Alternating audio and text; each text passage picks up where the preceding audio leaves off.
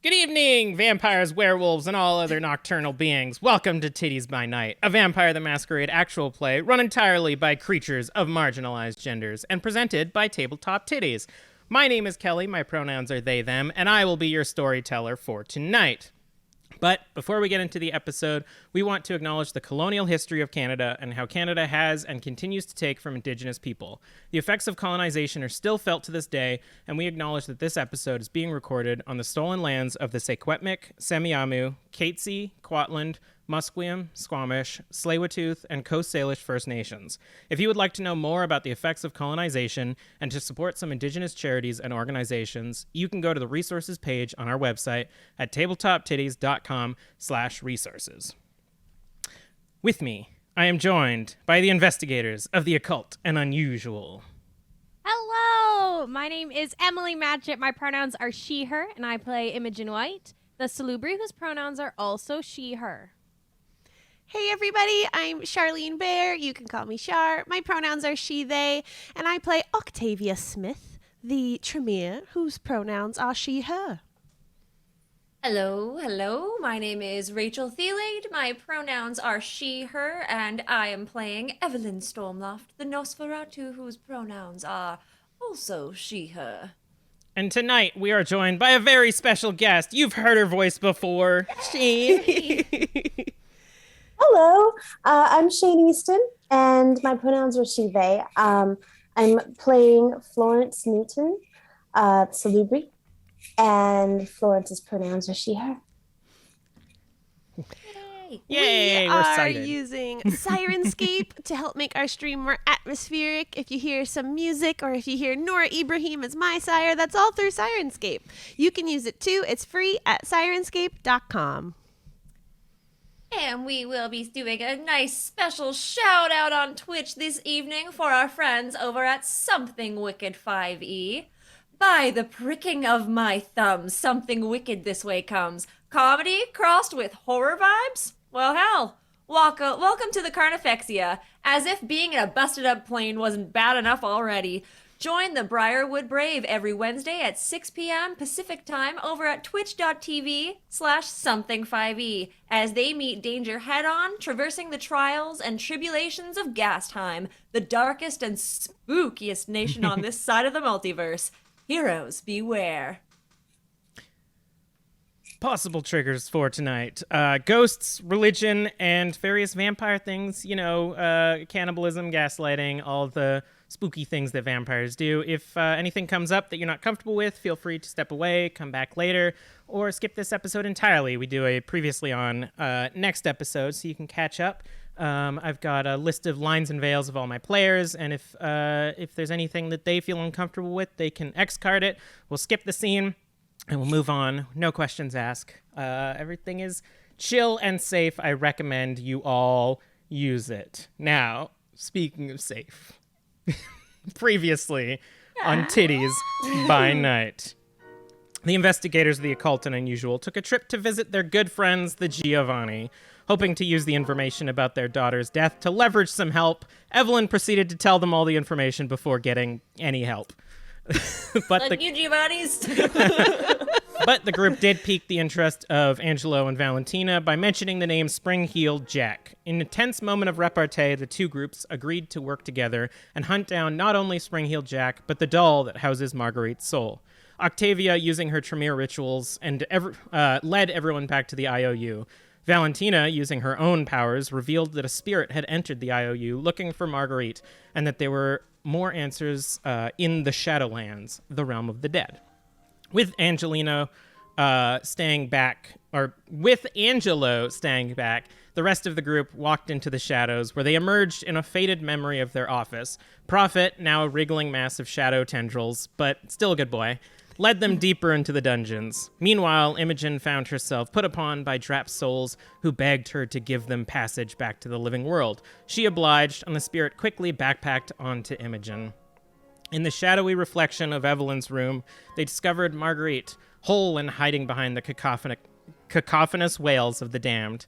However, the wailing didn't last long as Imogen once again offered to assist the spirits and became host once more.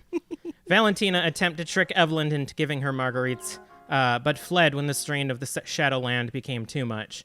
The coterie would have been trapped if not for a bargain offered to Octavia. The wandering dead within the real halls of the IOU offered to trade places with the group. They agreed and were shunted back into the land of the living, only to discover Imogen's lifeless body on the floor of the dungeon.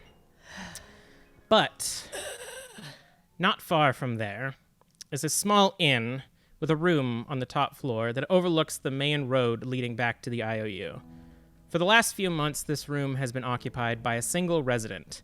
They don't really leave the room, and when they do, it's not for very long. When they arrived in September, they had made a deal with the innkeeper in exchange for discretion and occasional feeding. The resident would perform acts of healing upon anyone the innkeeper wanted. And through combination of vampiric disciplines, charismatic convincing, and a strange arcane power that even the healer didn't fully understand, word never spread about this room. During that time, the resident of this room has been watching Imogen and the other members of the IOU as they travel back and forth from various jobs. And over the nights, just before the sun rises, 2 crows would land on the windowsill and tell the resident all about the party at the Lee estate, the battle with the Viking on the church, the carnival that burned down, and most importantly, the people that still hunt her. Even now, as the snow outside coats the city in a thick layer of white, the resident sits by the window, watching as the investigators of the occult and unusual return to their haven. Shayne, would you like to describe Florence for us?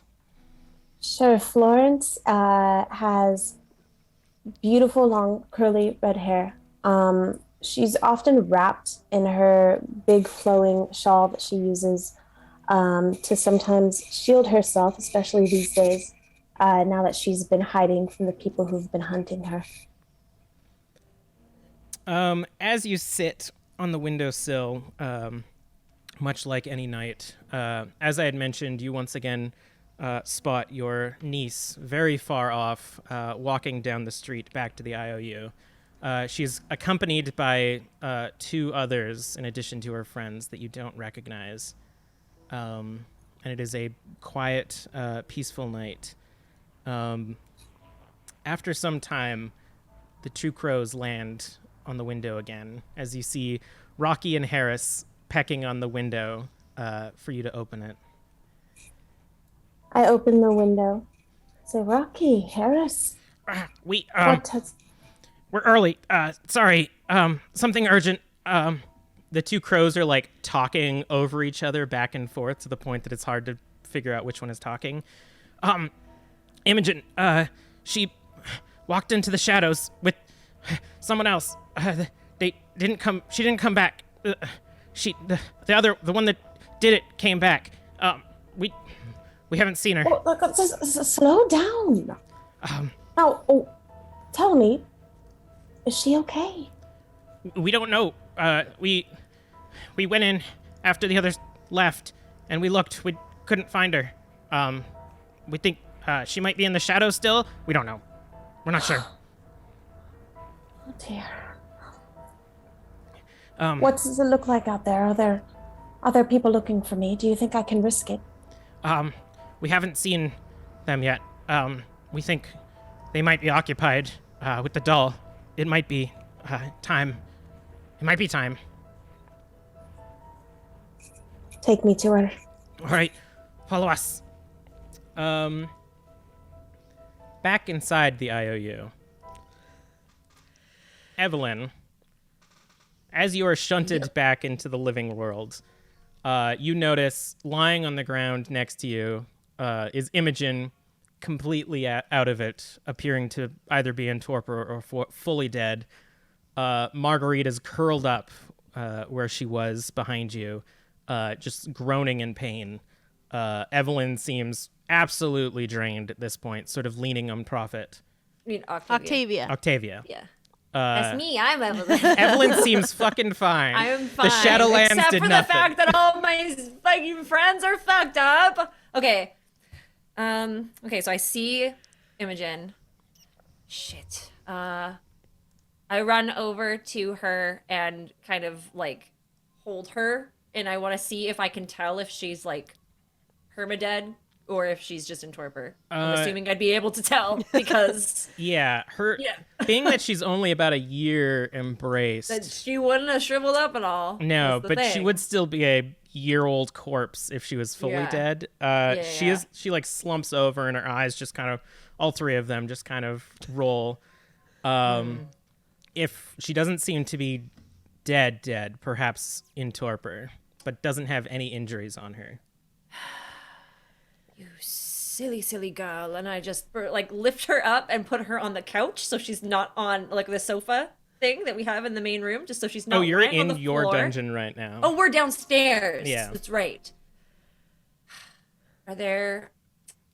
Okay, I'm gonna prop her up on the side, like on the wall there, so that she's not like laying in filth, like because my dungeon's not great. Just I feel like she'd appreciate that. I'm gonna go over and check on Octavia. Octavia, are you there? Stay with me. We have a problem.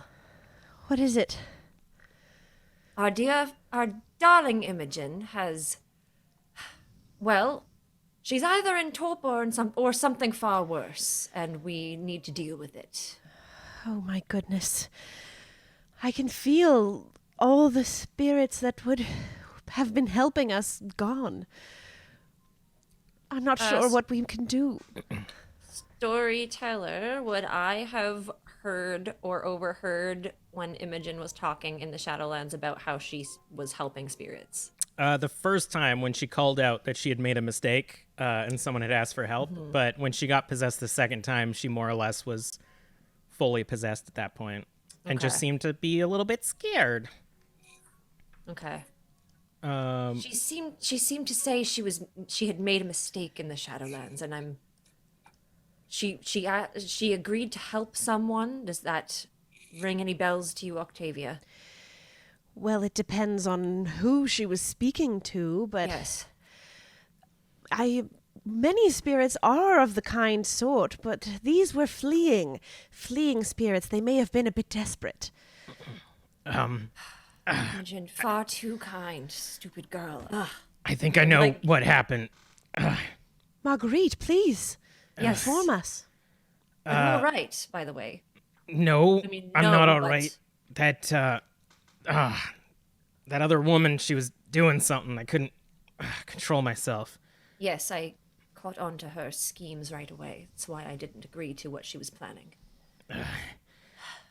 I think your friend here may have been possessed, and when she came back, I think the spirits took whatever she had in her so that they could leave. So you're saying Imogen's soul is still in the Shadowlands? No, I'm saying that any capacity that she had now belongs to those spirits. Well, we have to get them out. Okay, We'll I have don't to track know how to down do all that. of them. I'm far too weak to do it this evening. Perhaps we can visit the chantry and someone there could help us? I think that would be best, yes. Just as this is going on, Florence, you stand in front of the Bureau of the Investigators and of the Occult and Unusual. The door has been like left ajar, and you can see that it's sort of like pulled off of its hinges a little bit. And the lights are all out. There's no candles lit or anything. You can see what appears to be rushed footsteps running out of the building, and all is quiet at this point. Rocky, Harris, this must be where you meant to take me.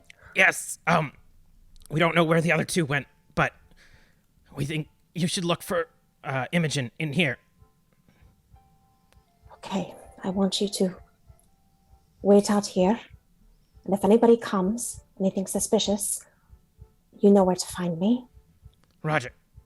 And they sort of just like perch themselves on the roof, sort of like pecking at each other playfully a bit, and then focus. Before I go in, I use Sense the Unseen. All right. People with Sense the Unseen, I believe that's a roll. Wits and aspects. Yeah, give me a wits and aspects. You got it. I'm very witsy and I'm very auspexy. So I Rolling a think million dice here. I should be good. Yeah. Well, but that's you can't ever say Knock on that. wood. I rolled like 8 dice one of our first episodes, and I failed all of them. And nearly frenzied. I got 3. Yay! As you activate your ability, it's oddly quiet in here.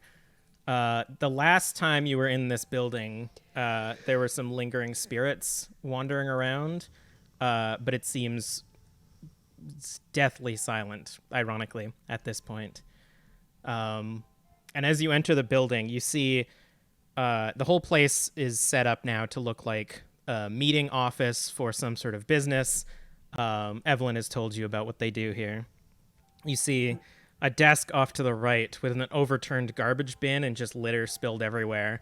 A mess of dirt and snow and water running towards the back room, but no sign of Imogen. You see in the back, there appears to be a door also ajar, as if whoever was escaping this place left in a hurry. I will walk over to that door. It leads down into the basement. This part unchanged. The basement of this building has been here for generations and has more or less been Evelyn's hideout since she has been in power. Leading further into the basement, you can hear panicked yelling and calls coming from further in the back as something terrible has seemed to have happened. Can I tell what they're saying?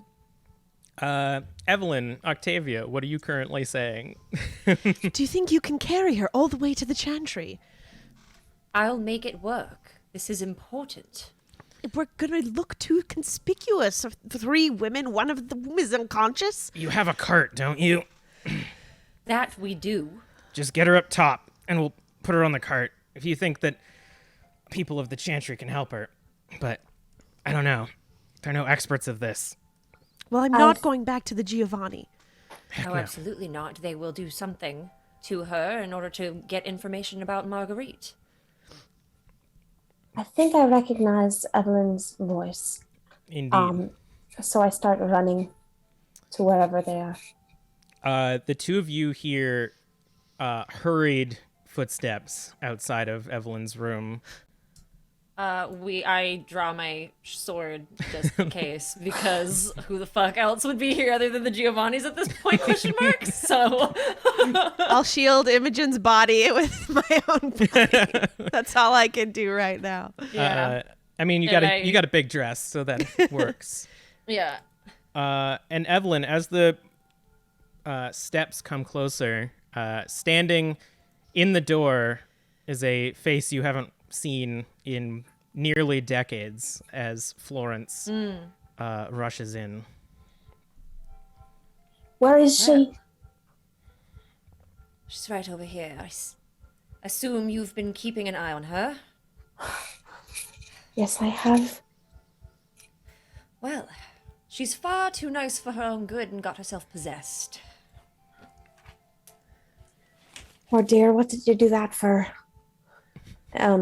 I want to put my hands on her. She is cold. I mean, the last time you saw her was only about a week after being braced, and it seems that she is fully cold now. You, still with Sense the Unseen activated, sense a lingering hostile spirit within her. As it seems not all of them have left. I want to see if I could use Unburden the Bestial Soul.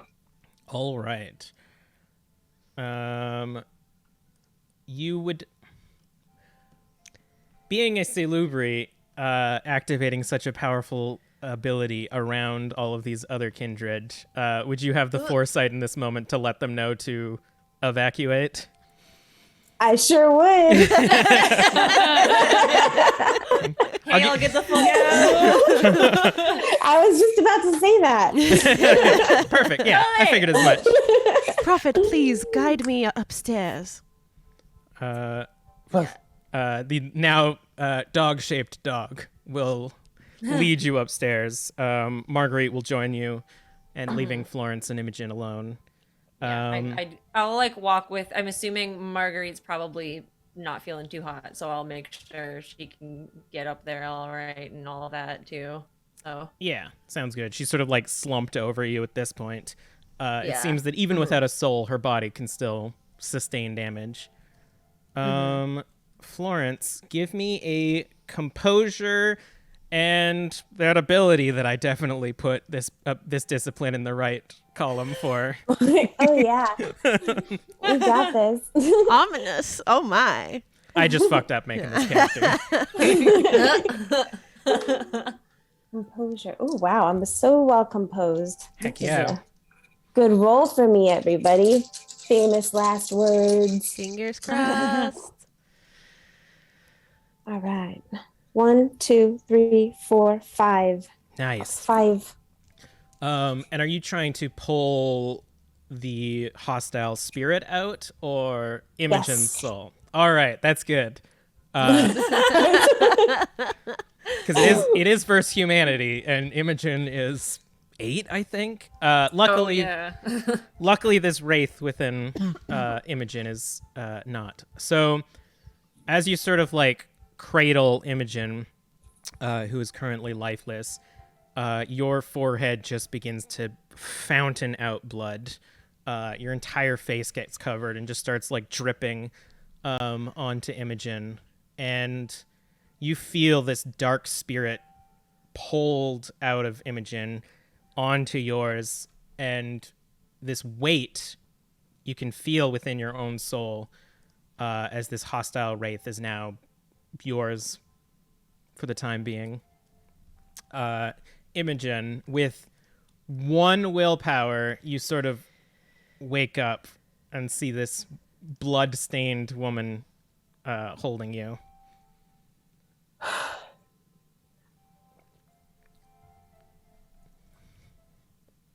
Imogen, are you all right? I think you need a cloth there. Hey, sop it up. It's like the end of Carrie at this point.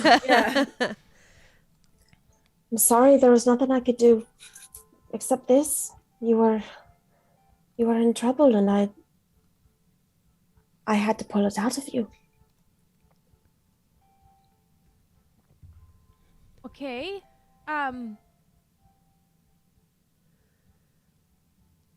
Sorry, I don't think I know what's going on. There was a darkness inside of you. Oh. Well, it's because I helped them, wasn't it? You're just like me. Well, it's lovely that you showed up now then, isn't it? I've Thank had you. of course. I've been keeping an eye on you from afar. What? I've been You- looking out for you. You've been in town this whole time? Yes, I have. I couldn't come and see you because there are people looking for me, and I had to hide from them. But I had to keep an eye on you to keep you safe. I didn't get to clean up the garbage on the floor. What? I'm gonna start getting up because I need to go clean up the garbage in the front room. I never cleaned it up. It got knocked over and I didn't clean it up. Hold on a second. Hold on. Sit down. You've just been through a lot. You need to rest for a moment. You can't just go picking up garbage. Well, yes, but I was supposed to clean it up before you showed up, and I didn't know when you were gonna show up because your letter was late, and then it said you would be here in a month, but that was last month, and then now it's Is it December now? I November. don't even know anymore. November? Late November. Late November? Well, look, I'm sorry. I should have written. I should have told you, but they could have found me. I didn't know what else to do. There's been people looking for me for a long time. Well, you could stay here. That's very I mean, nice. we'll have to ask Octavia and Evelyn, but I'm sure it'd be okay. That's very nice of you. I'm not sure it would be safe for you. I need to keep my distance as much as I can to keep you out of danger. Well, I've gotten into a lot of danger anyway, so I don't think it would make that much of a difference, would it? When you put it that way. Guess not. But look, why don't I clean this up? I'm gesturing to my blood-stained body. Everything. The general wide gesture. And you compose yourself, and then I'll help you clean it up. Sure. Yes, absolutely. And I'll go out and I'm gonna start cleaning. As It's a mess. As you stand up, Imogen, almost like when you would get a head rush as a child, your body like immediately slumps down, as you're essentially sticking at like one remaining willpower that isn't aggravated. I might just sit down here for a minute. Do you need anything? Do you need to feed? Can't hear you. Probably would be a good idea. Florence, with your you're like a master of Obeah at this point. You would know that there are things that you can do to help bring her willpower back up. In addition to Imogen just going back to being Imogen, she would slowly get her willpower. But you're aware that if need be, you can both spend some time together and you can sort of take care of that. Let's do that. All right. Meanwhile, Evelyn and Octavia, you are back upstairs now as Marguerite has sort of like led you back up there. And she's sort of like sitting on the couch now, looks around and says, "Ugh, this place goes to hell if I'm not here." It has been an absolute nightmare. Listen, I suppose I owe you all a bit of an explanation. I would love to hear whatever it is that you have to say. Well, Evelyn's just kind of like reserved, just like trying not to give a face of like, well, yeah, that would be fucking nice if you could give an explanation, but just trying to be polite. She's just like, what are you hiding? all right. So, starting from last time I saw you, I've basically been here the whole time. You don't say. Because I, am lacking a certain interior things. It ain't too hard for me to step into the Shadowlands. I figured your home is fucked up enough that there was probably going to be some loud ones down there, so I used it to hide. I probably should have told you, but it's a bit safer down there. It would have been quite an asset to the team as well if we had known that you could enter the Shadow Realm so easily. I don't like to trust people. Last time I did that, well, Soul got taken, I take it. yeah. See. But I heard something tonight when that lady came into the Shadowlands before you. It seems that the thing you're looking for, the spring-heeled jack, ain't fucking real. What? There's no such thing. Huh. Is it a cover for someone? I don't know. She knew some people down there. She told them they were looking for me. So, yep. That's fun to know. Interesting. Turns out it was a myth years back, too. Interesting. Very interesting. But Evelyn, before you were changed, you encountered this creature, I thought. Could have been something completely different, posing as this Jack. For all I know. It was a way for my sire to get closer to me, and I didn't want anything to do with him, so... That would make sense, you know. And the Giovannis just rubbed that in our faces. After we gave them all that information, Wait, what information did you give them? Oh, just that their daughter died at the hands of the Inquisition. Thought they wanted to know, since it's family and it's so important to them. Ugh. Nothing about the doll, though, right? Didn't tell them anything about the doll. They were already on their way looking for it. So they know about it, yes. They know about it. They don't know what we know. All right. Well, that's good. I'm curious why their energies perked when I mentioned the creature of Spring-Heeled Jack. That was the only reason it seemed that they wanted to help us. Probably a way for them to manipulate us. I hate being manipulated. Me too. Damn it. I know. Well, I'm going to rest. I don't know who the new one that just walked in is, but if she's here to help, I'm sure you are covered.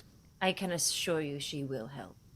I owe her a great debt, and if she needs anything, we should do our best to help her, as she is... Let's just leave it at that. She is going to be of great help, and we should do what we can to help her. All right. Indeed. I'm going to go rest because, you know, the soul is willing, but the body's weak. Yes. Please do take care of yourself. Be well. We miss you around here. Just, like, nods and sort of walks away, unsure what to say. I can't see that, but okay. Hey, she's been gone for a month. She forgot a few things. All right. I would like to turn to Octavia and is like, is there anything that I can do for you to help you feel like your old self again? You have been through quite a lot.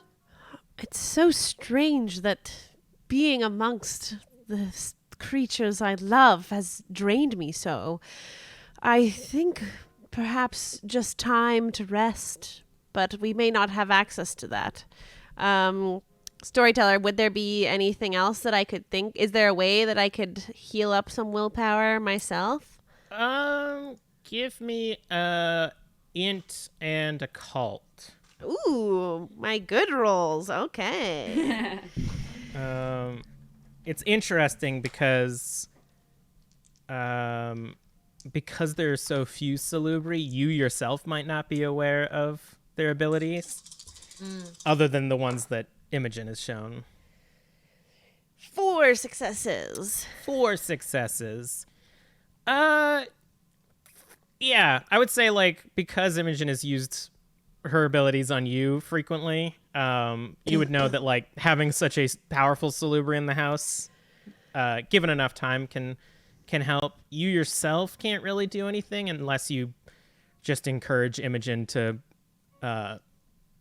be who Imogen is, more or less. I believe Imogen is in a worse state than I am at the moment, so perhaps we give her the time she needs with her family, and they'll be able to help me when the time is right. Of course. We're actually going to jump ahead a little bit. So because it takes so long to recover willpower in general, we're going to cut ahead to an arbitrary amount of nights later. Imogen, you are in your room now. Marguerite has recovered and is sort of mending the IOU after the damages that have been done. You've been more or less out of it for the last few nights, as your aunt has been tending to you, and it's a rare night where you're lucid enough that the two of you can sort of catch up and ask whatever you wish to ask and have explained anything that you wish to have explained. So, how much trouble are you in then if you're on the run? Or are you just hiding? Well, I'm doing both. It's hard to say. It's been hundreds of years that I've been running, hiding.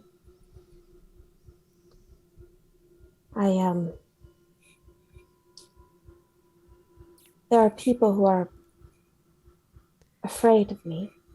Not just afraid of me as I am now, but when I was in my other life, they were afraid of me then too. Why? I was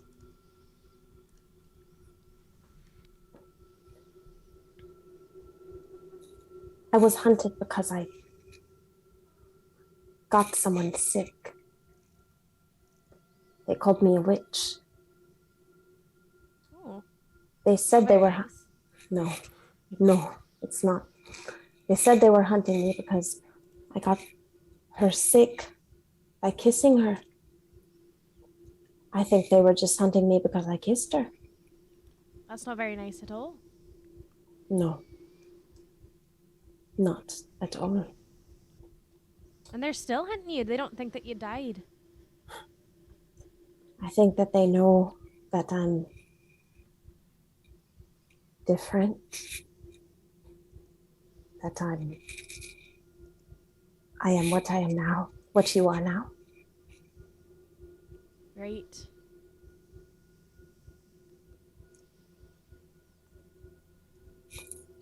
And I'm sorry. For what? You seem so down. You don't... Well, I didn't quite realize that this whole thing meant that I wouldn't have a soul anymore. So... You do too have a soul. What? You do too have a soul. Who says you don't have a soul? Someone said that I didn't. A couple of people, actually.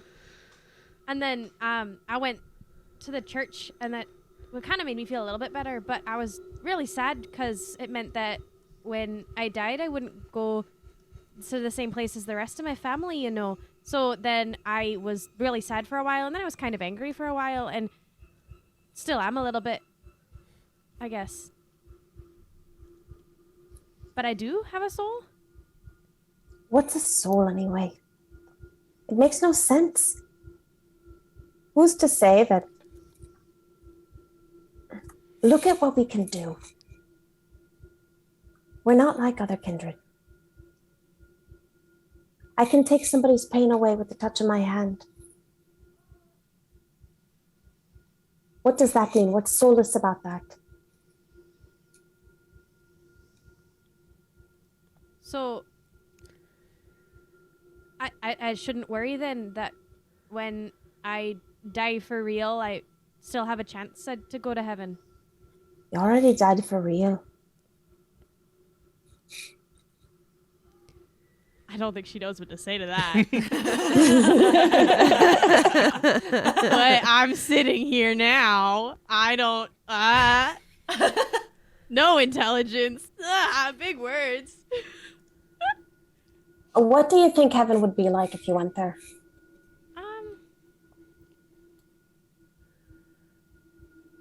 Just happiness all the time, I guess. And all my family would be there.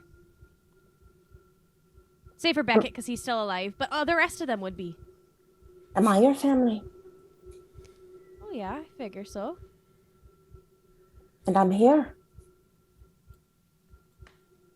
Well, yes. So not 100% of my family, because of you and Beckett, are still alive. But, like, my mom and my dad and brothers and sisters that got sick, you know. So I miss them a lot. I know. But you can make a difference. Here. I know you know that. I've helped out Evelyn and Octavia a bit. So, that's nice. So, sometimes they get into trouble. I mean, I do too, more than them, but I don't know where I was going with that. There's not really a but to that sentence. I get in more trouble than they do, but I can help them sometimes, I guess.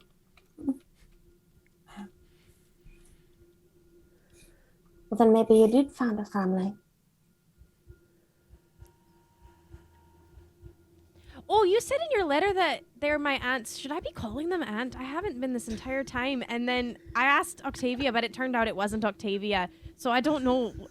I think Evelyn said no for sure, but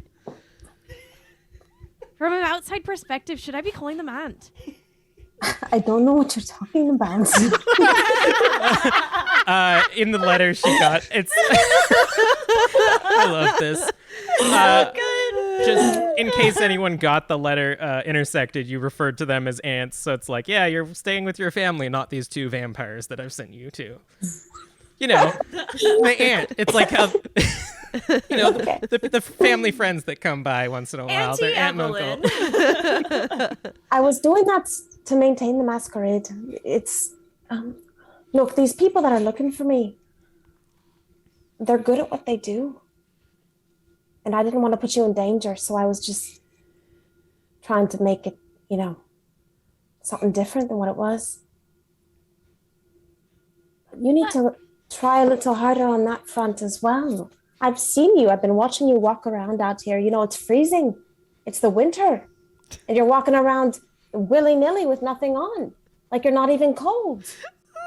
Well, You gotta act like you're cold, girl. You gotta... well, that's fair, I guess. I didn't think about that before. I'll take you practicing for it. We'll go for a walk outside. I'll show you how to shiver. I think Imogen just like giggles because like that's so ridiculous. That's good. I like that. All right. Going for a shiver walk.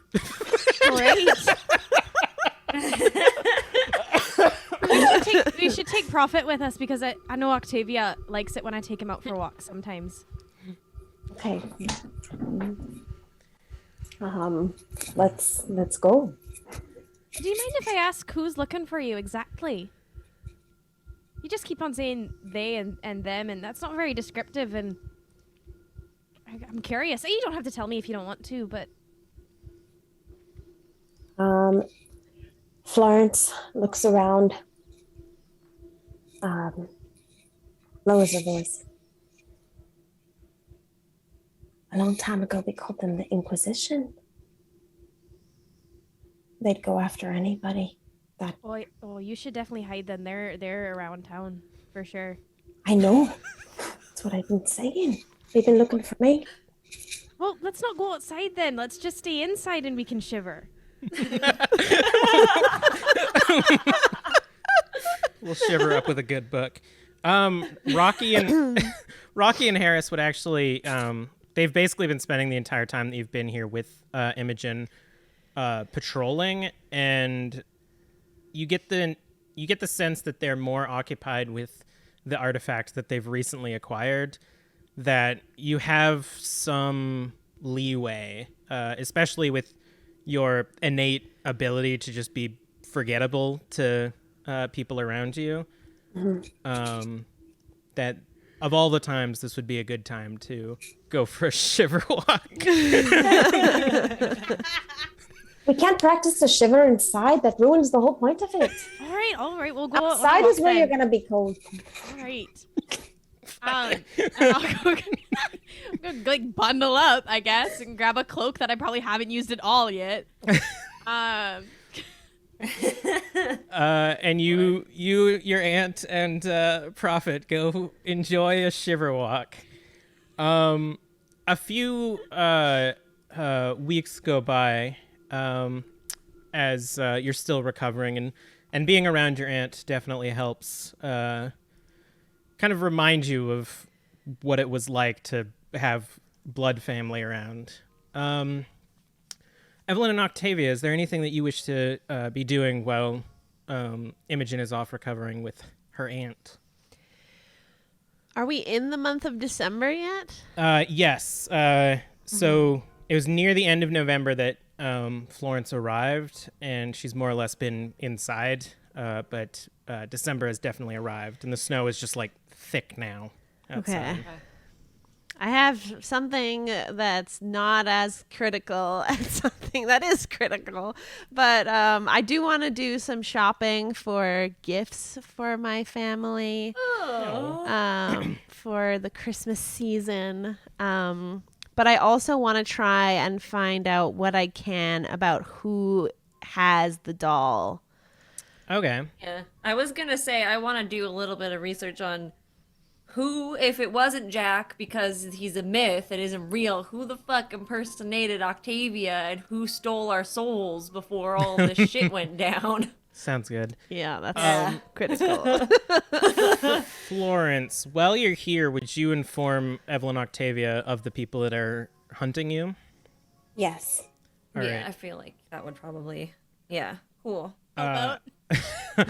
In that case, with the combination of that information as well as the recon that Rocky and Harris are doing, Rocky and Harris do not like Prophet. They don't get along. How could anyone not like Prophet? Best It's more dog the there is. Prophet doesn't really like Rocky and Harris.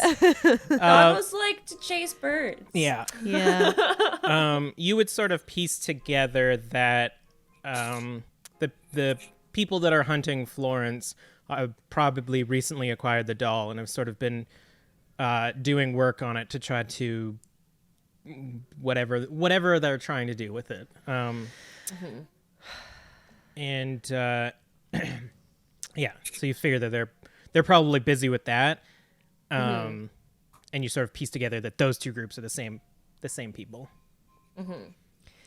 I'll start with Octavia then. So Marguerite is available now. She's sort of rejoined the squad, and can go out on any day trips if you have special things that you wish to acquire that wouldn't be excellent. available. Marguerite, I could use your expertise if you don't mind. She's been uncharacteristically pleasant to be around recently, almost as if she feels guilty. Oh, no! Yeah, what can I do for you? I have some things I'd like purchased, and I will rely on your sense of style for some of them, as, of course, Of I course. can't see, and I won't be able to feel the material myself. But, Yep. do you have a pad and pen? A pad and quill? That's almost exclusively what I have in this space. Excellent. And sort of pulls over a blank piece of paper and a ink and pen. I'm looking for a few things. Of course, I'll have to get somebody else to help me get yours. But and then wait, is anyone here? Nope. Unless Evelyn's hiding. I usually can't see her when she does that. Then no. Coast is clear.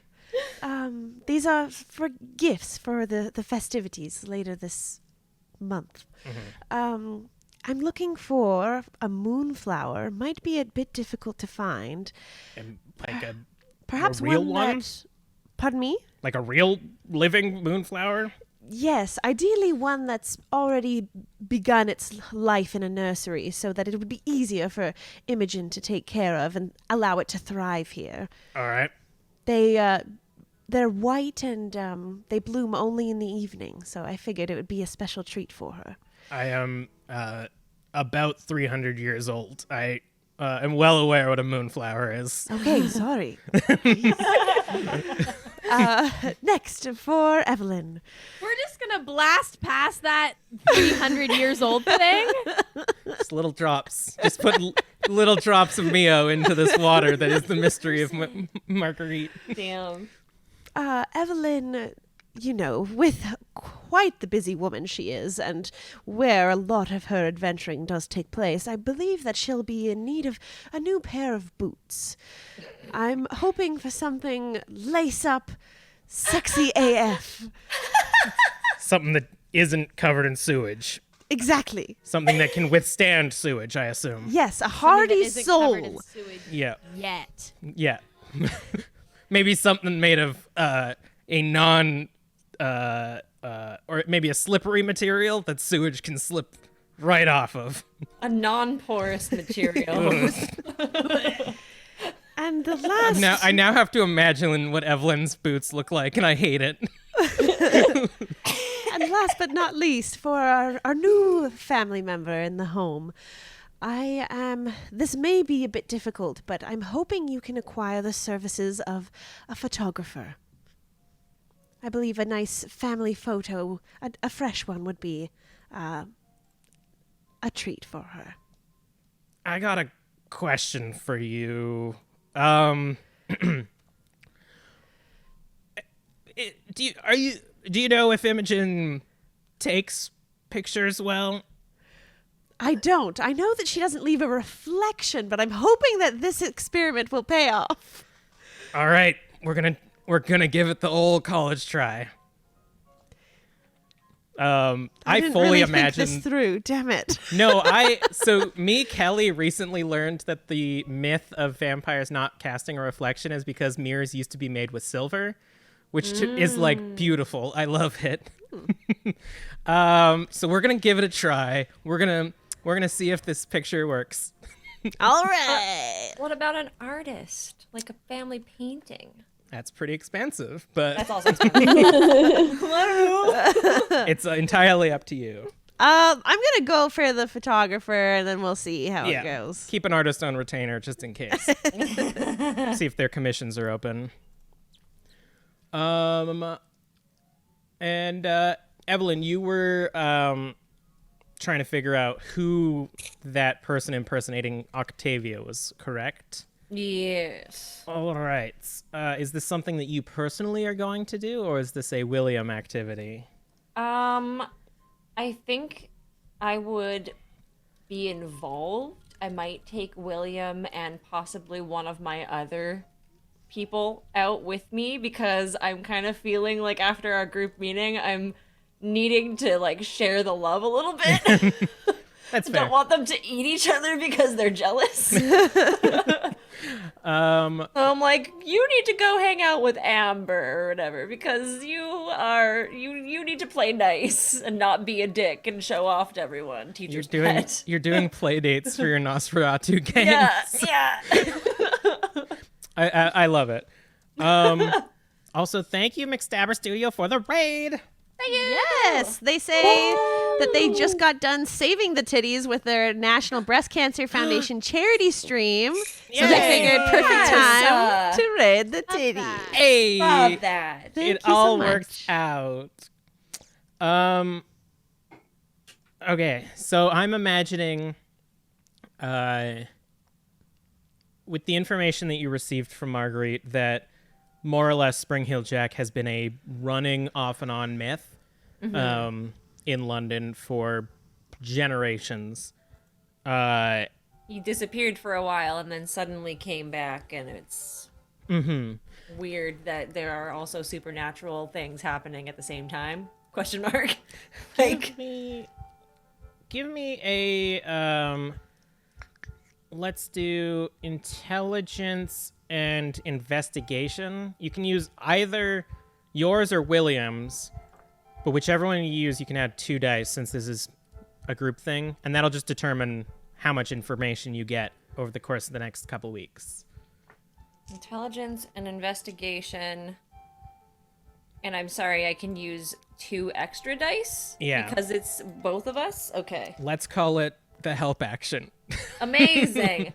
Question for you. Since this is a new day, I'm assuming my hunger is at 1. Do you want me to rouse before I do that so I can swap out another with a hunger? I have 1 hunger right now. Yeah, give me 1 rouse. This Yeah. is more or less like...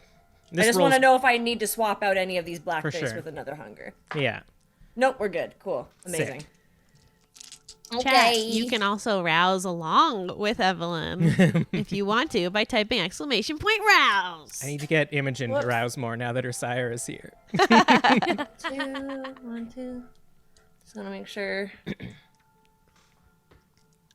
Yeah, okay, I got the right amount of dice. Okay, 1, 2, 3. Oh wait, so that's 2 10s. Shit. Okay, so Ooh. 4, 5, 6, 7 successes. Okay. Wow. There we go. So, We done did it. Imogen and Florence are having some family time. Octavia is going Christmas shopping, and Evelyn is doing fucking work. Getting actual shit done. I'm like, I have no time for frivolous Christmas. Bah humbug! I must work.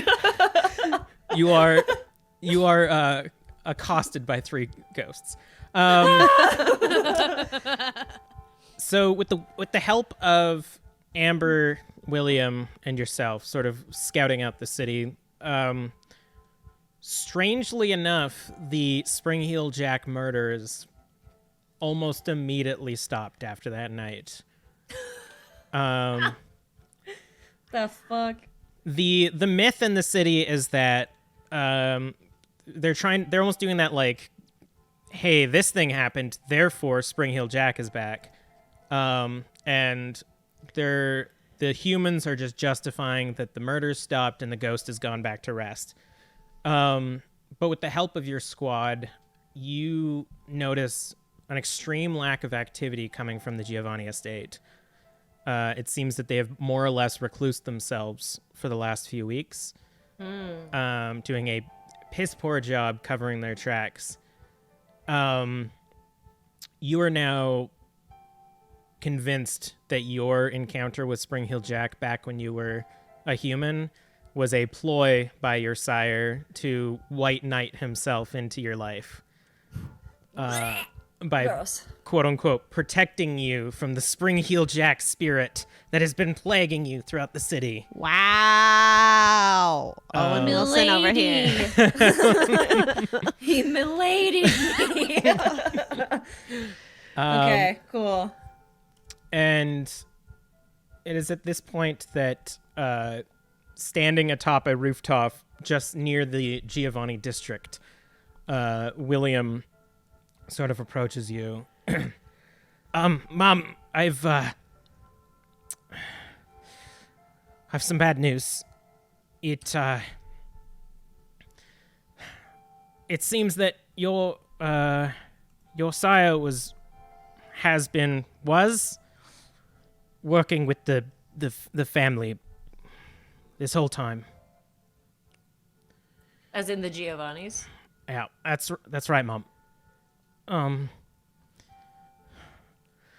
You know how they do the ghosts? They steal the ghosts and they make them do stuff.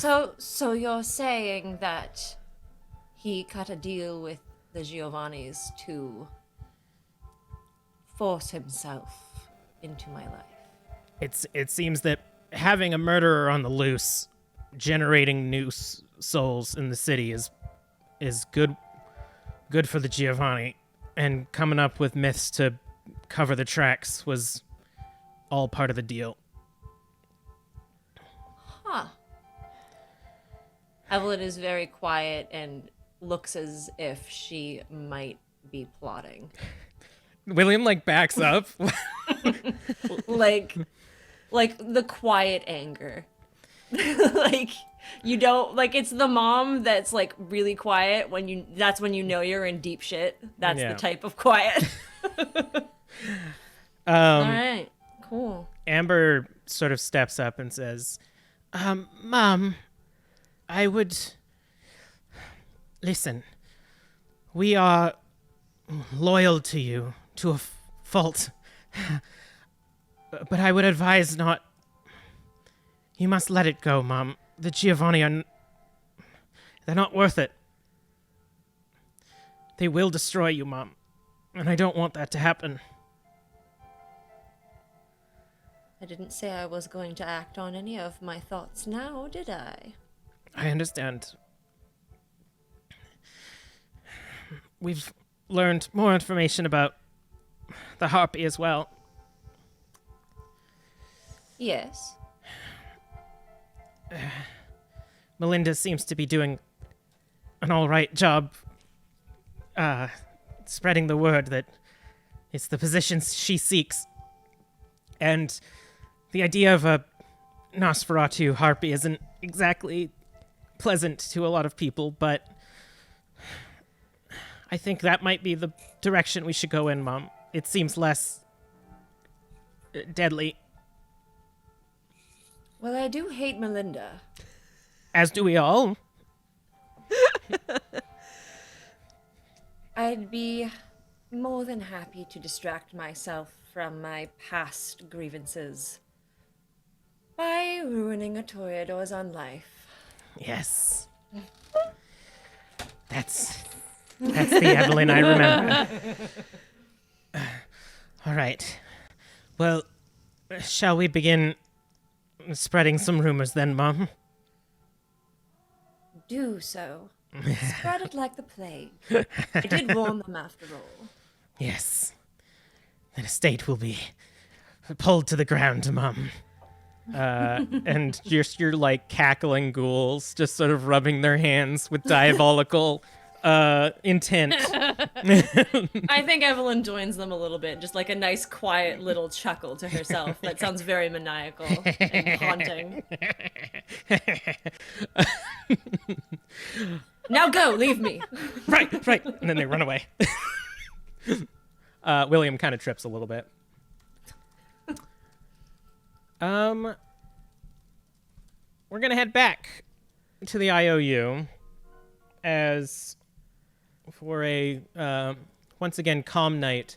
Everyone has come back to their wits, and it is getting closer to the holidays. But before we do that, we're going to go on break. Be right back. Bye. Squalwyn Botanicals is an indigenous skincare brand that honors cultural plant knowledge, indigenous science, and self-care rituals. Founded by ethnobotanist Lee Joseph of Squamish First Nation, Squalwyn incorporates sustainably harvested botanicals, organic oils, nourishing plant-derived butters, and steam-distilled essential oils, offering skincare experiences grounded in the natural world. Choose from best-selling products like their Calque Face Oil, a blend of organic rose hips and sweet almond and jojoba oils that hydrates deeply for super soft skin. Their refreshing Calque Rose Toner, a gentle alcohol-free formula with rose and chamomile hydrosols, and the Tueno Cranberry Rose Serum, a luxury antioxidant made with berry seed oils that can reduce redness and the appearance of fine lines. Shop all products at squalwyn.com and check them out on Instagram at Squalwyn Botanicals. That's SKWALWEN.com. And we're back. Hello. My music didn't start playing. Hello. So you are all, including Marguerite, spending a nice, calm evening for once in the IOU. All of the like tables and chairs and stuff have sort of been arranged around the. Nope, not around the fire. Just haphazardly in the middle of the living area. Around. This is a real problem because I researched Victorian Christmas before this, and a lot of it involves things that Kindred just can't do. So yeah, almost like just like an evening together, asking any questions or reminiscing or following up. I do have a question for Florence. Have you been spending this time, in addition to teaching Imogen how to pretend to be human, have you also been like following up with more information about like what it is to be kindred, how to use your powers, like just sort of like Mala-ing her now? Of course, what people at home would see would be like a montage of me showing the ways of the Salubri to my dear child. In that case, mechanically what that will mean, Emily, is that you can more or less ask me a question about being a salubri at this point, and we can assume that during the time that Florence was here, she has answered it for you, and I, as the storyteller, will answer it for you. Oh. But yeah, in the meantime, everyone is together, and what would you like to discuss? Florence, I hate to be so direct in a time of us having some joy, but I am curious of these hunters. Does the name Benjamin Bradley mean anything to you? Does the name Benjamin Bradley mean anything to me? Yes. You would recognize that name. The Bradley family has more or less been the continuous line of inquisitors that have been hunting you over these centuries. Upon hearing that name, Florence visibly shivers. This is just. Yes, I know of him. Yeah. You can say that me and his family go way back. Well, I am concerned that he may be, or his associates may be the ones that have dear Marguerite's soul in that doll.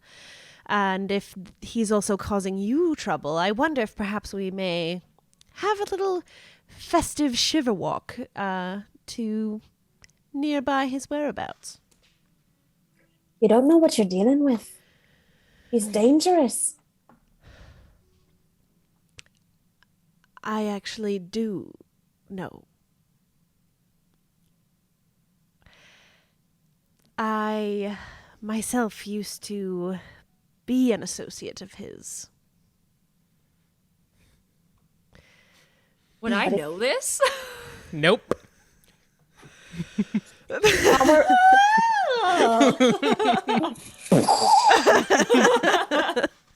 I asked you all for secrets at the beginning of this chronicle.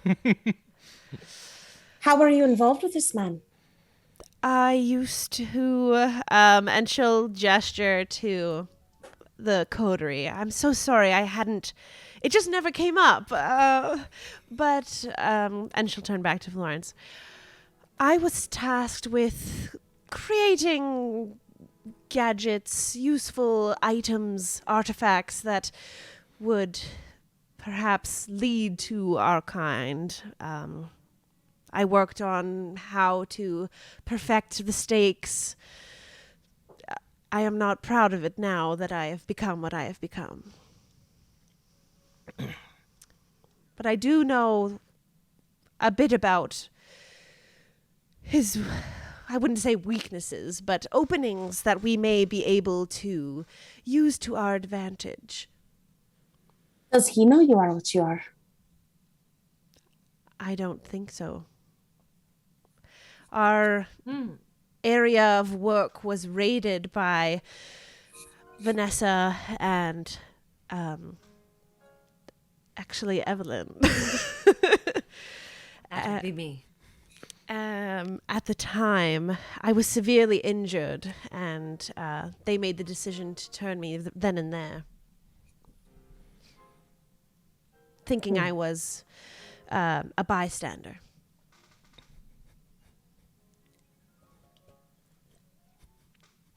Well, you turned out all right. I think we made the right decision.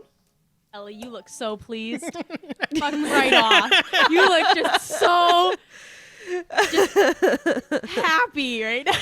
I'm sure there will be many other secrets revealed that Kelly is anticipating. It's a lot to take in. That's all.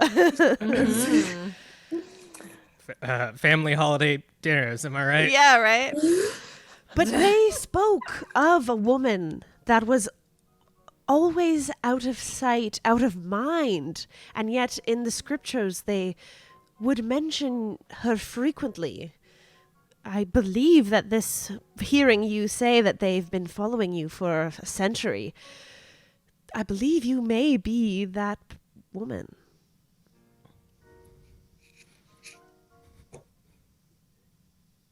That is possible. I want to know everything that you know about him.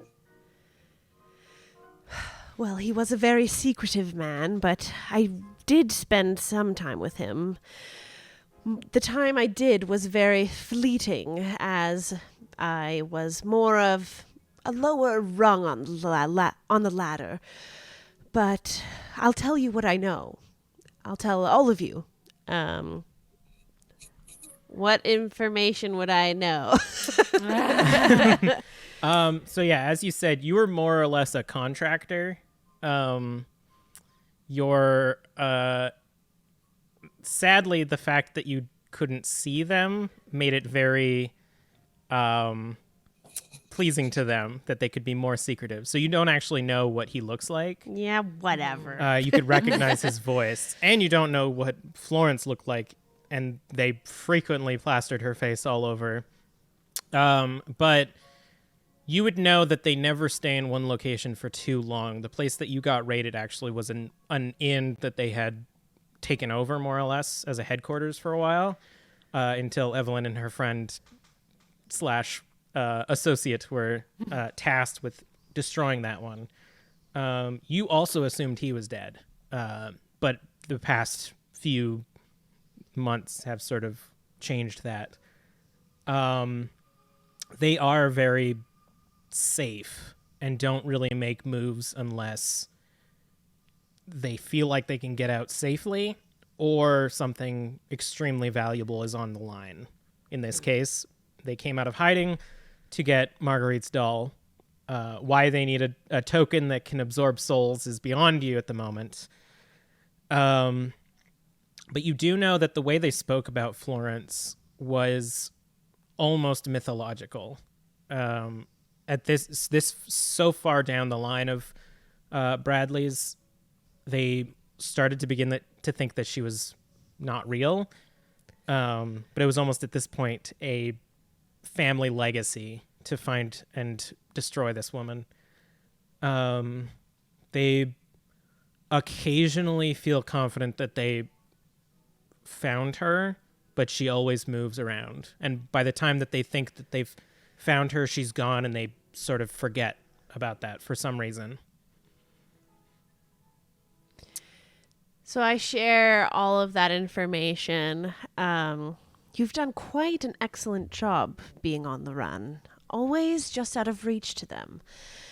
They are quite similar in the way that they work, never staying in one place for much longer than necessary. But I believe that we have the advantage, and we may lose it as they have the doll already. I have a way of perhaps entering into their minds unsuspectingly for a moment. I may be able to premonition where they are located in the city at this time, if we think that we would be prepared. I need to know where they are now, because I'm going to take them out. They have made my existence a living hell. Everyone, please hold hands. And I will premonition. All right. Give me a... I have to rouse, which I Yeah. passed. I got an 8. Ah, damn it. Could have had Nora on, too. It's resolve and aspects. Yeah.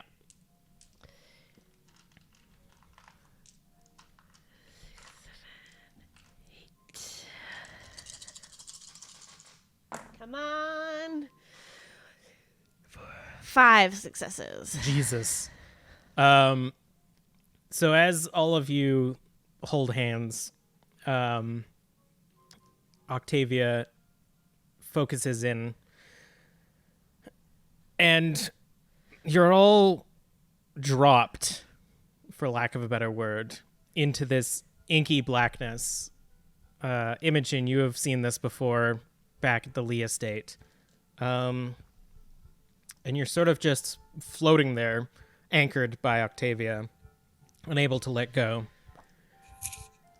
You begin to get not visions, but sensations. You begin to feel the snow dropping on your skin. You hear the chattering of people out in the streets and the ringing of bells as horses go by. And you move across the city, which you only really feel because you can feel the washing of air across your face. There's still nothing. Everything is black for those of you who can see, but it's all of these feelings. And as you get closer, you begin to feel this pull. For those of you who were in the carnival, it feels very similar to the pulls from the various attractions. And you get closer to this, and you find a beacon in the darkness. A small light out in the middle of nothingness that, even as you float here, you recognize as the spirit of Marguerite. And it just sort of lingers there for a moment. And you begin to hear talking, sort of quiet, hushed, conniving talking, as a voice that you recognize, Octavia, speaks above all the others. And you hear Benjamin, still frustrated. That's him. That's the one. This was supposed to be doing something by now. If those blasted mages could figure it out, why can't we? We have to keep it safe, or else the decent living folk in the city may be at risk. But if we can change it, we must... Blast it! I will not have those creatures in my city. I will not have that woman come back into my city. I will find her. I know she exists. My father died hunting her, and I will not make that mistake as well. You struggle for a moment to find where in the city you are, but being creatures that have lived here for some almost 100 years, you almost get that sense of like a recognition of where you are. Almost like when you stand in the middle of your favorite part of the city, you can just hear the familiar sounds around you. This is not far. It is in the district of Islington. They have hidden away themselves somewhere, and you're sure that if you can find this location, you'll recognize it. And you hear him say once again, I am so close to her. I can feel her. I can smell her. Oh my. She's becoming real once more. We are so close.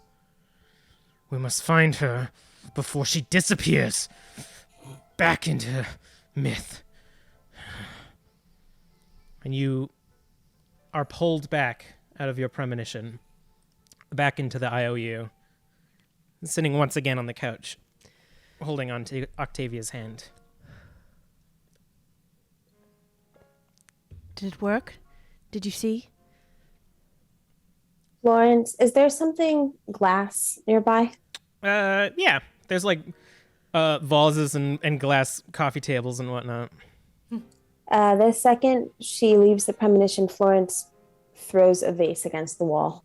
Just clatters and makes another mess. Just shatters on the floor. And she just screams, "Fuck!" Go to clean it up. Understandable response, honestly. Yes.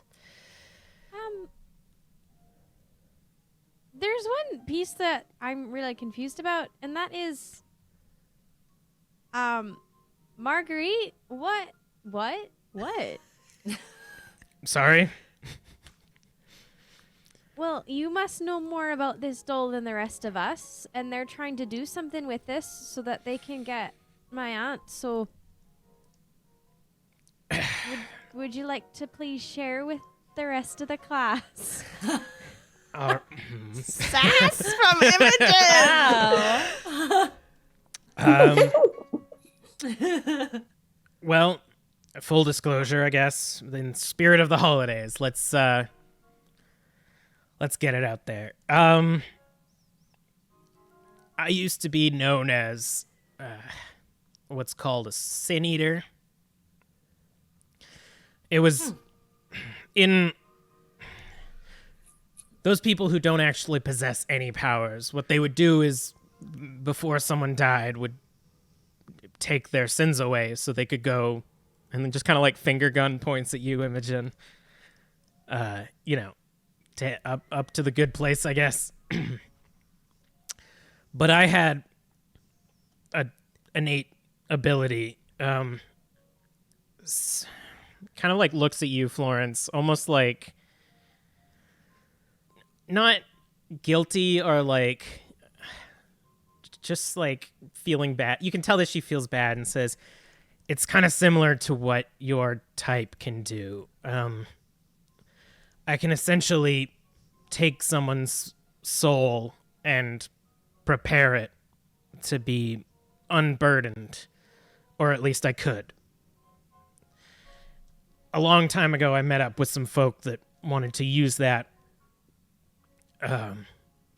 as you saw with the carnival, to take some spirits and I guess trade them to some other power for their magics. That was at least 200 years ago. And I guess anything that walks this world without a soul doesn't really go anywhere. So I've been looking for it. I don't really like the idea of people using it for what they're using it for. I wouldn't either. If I'm honest, once I found out what Imogen was, that was part of the reason why I came here. Kindred spirits, I guess.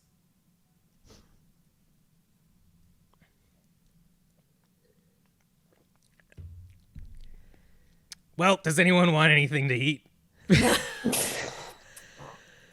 I'm good, thank you. What is our plan? I feel like we shouldn't go into this without a plan. It could be very dangerous. Well, I can either go or I can stay and fight.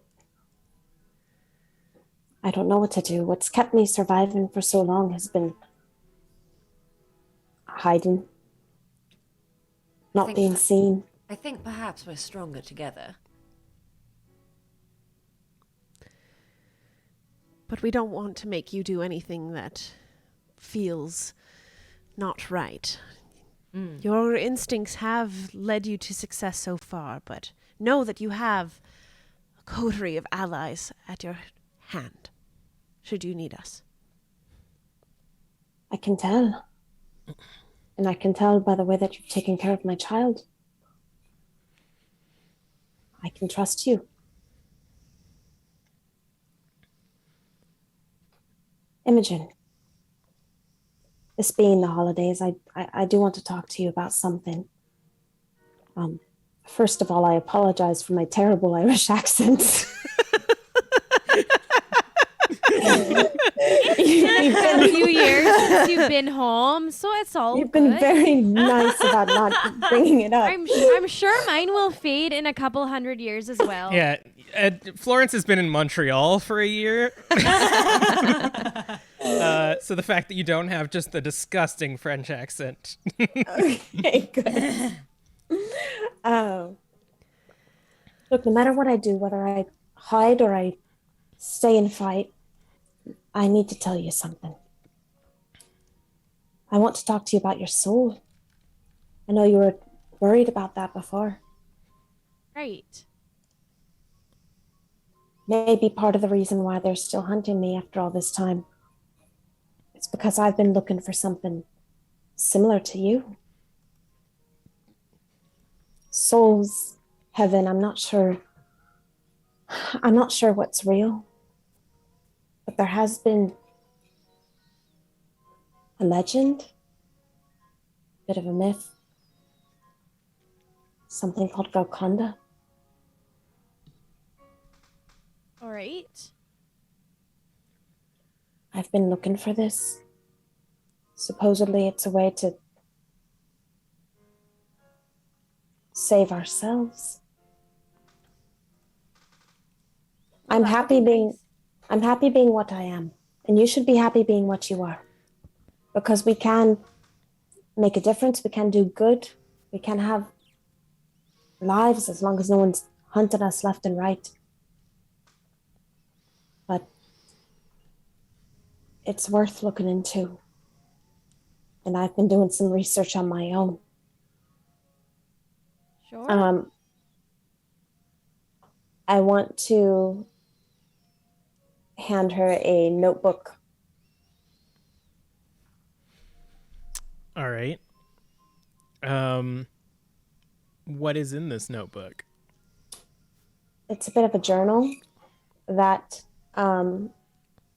Florence has been keeping.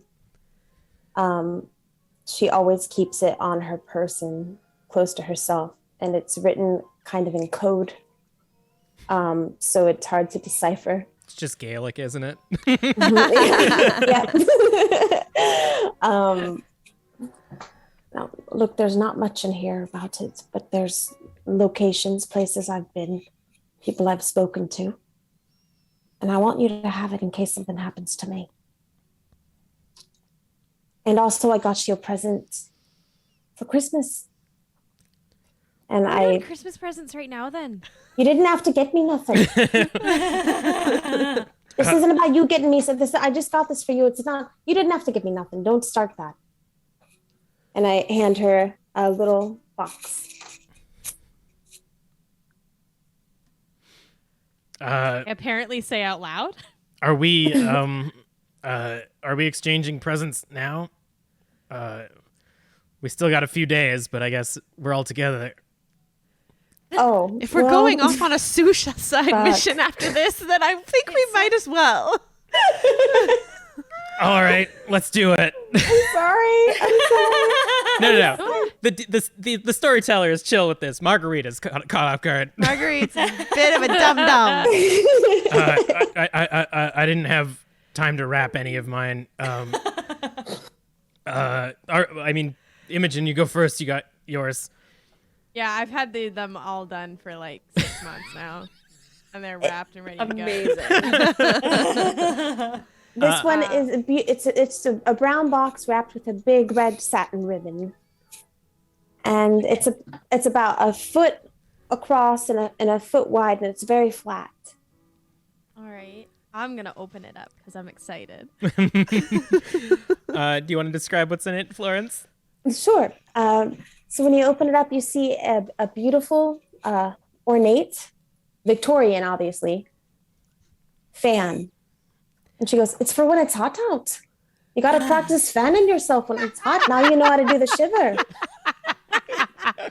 When it gets hot, you got to fan yourself. You got to wipe the sweat from your brow." Oh, I love it. It's beautiful. Thank you so much. Love it. Imogen will then get up and run and grab all of her presents and everything. This is adorable. Marguerite. She has something for everyone. Yo.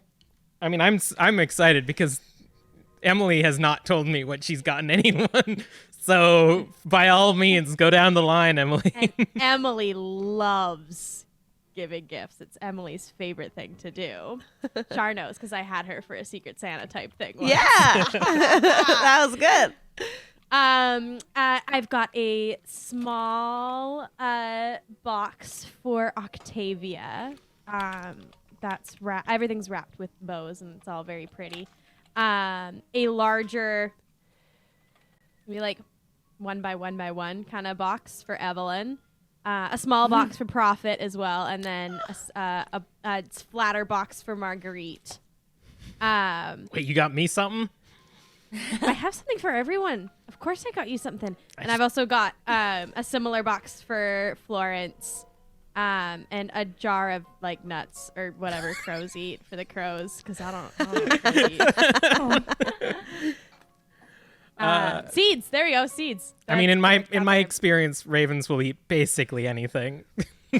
Fair. Yeah. All right, who wants to open their Imogen gift first? This is the rest of the episode, by the way. Yay, It's Christmas. presents! I buried the lead and described all of mine earlier. I love it. It's fine though. Sure, I'll open mine. I was like, who's gonna go? I don't Yeah. know. It's a chain, with an ornate, a really pretty dog whistle on it for you to call Prophet. Oh. Oh, thank you so much, Imogen. This is lovely. And she'll put it on like right away. Of Yay. course. Yay. And like I feel the metal in my hand. How big is the whistle? What's it made out of? Metal. Like, is it heavy, like bronze or? Yeah, it's like weighty. I Yeah. would say. Nice. You're not gonna lose it. Yeah. Better not lose it.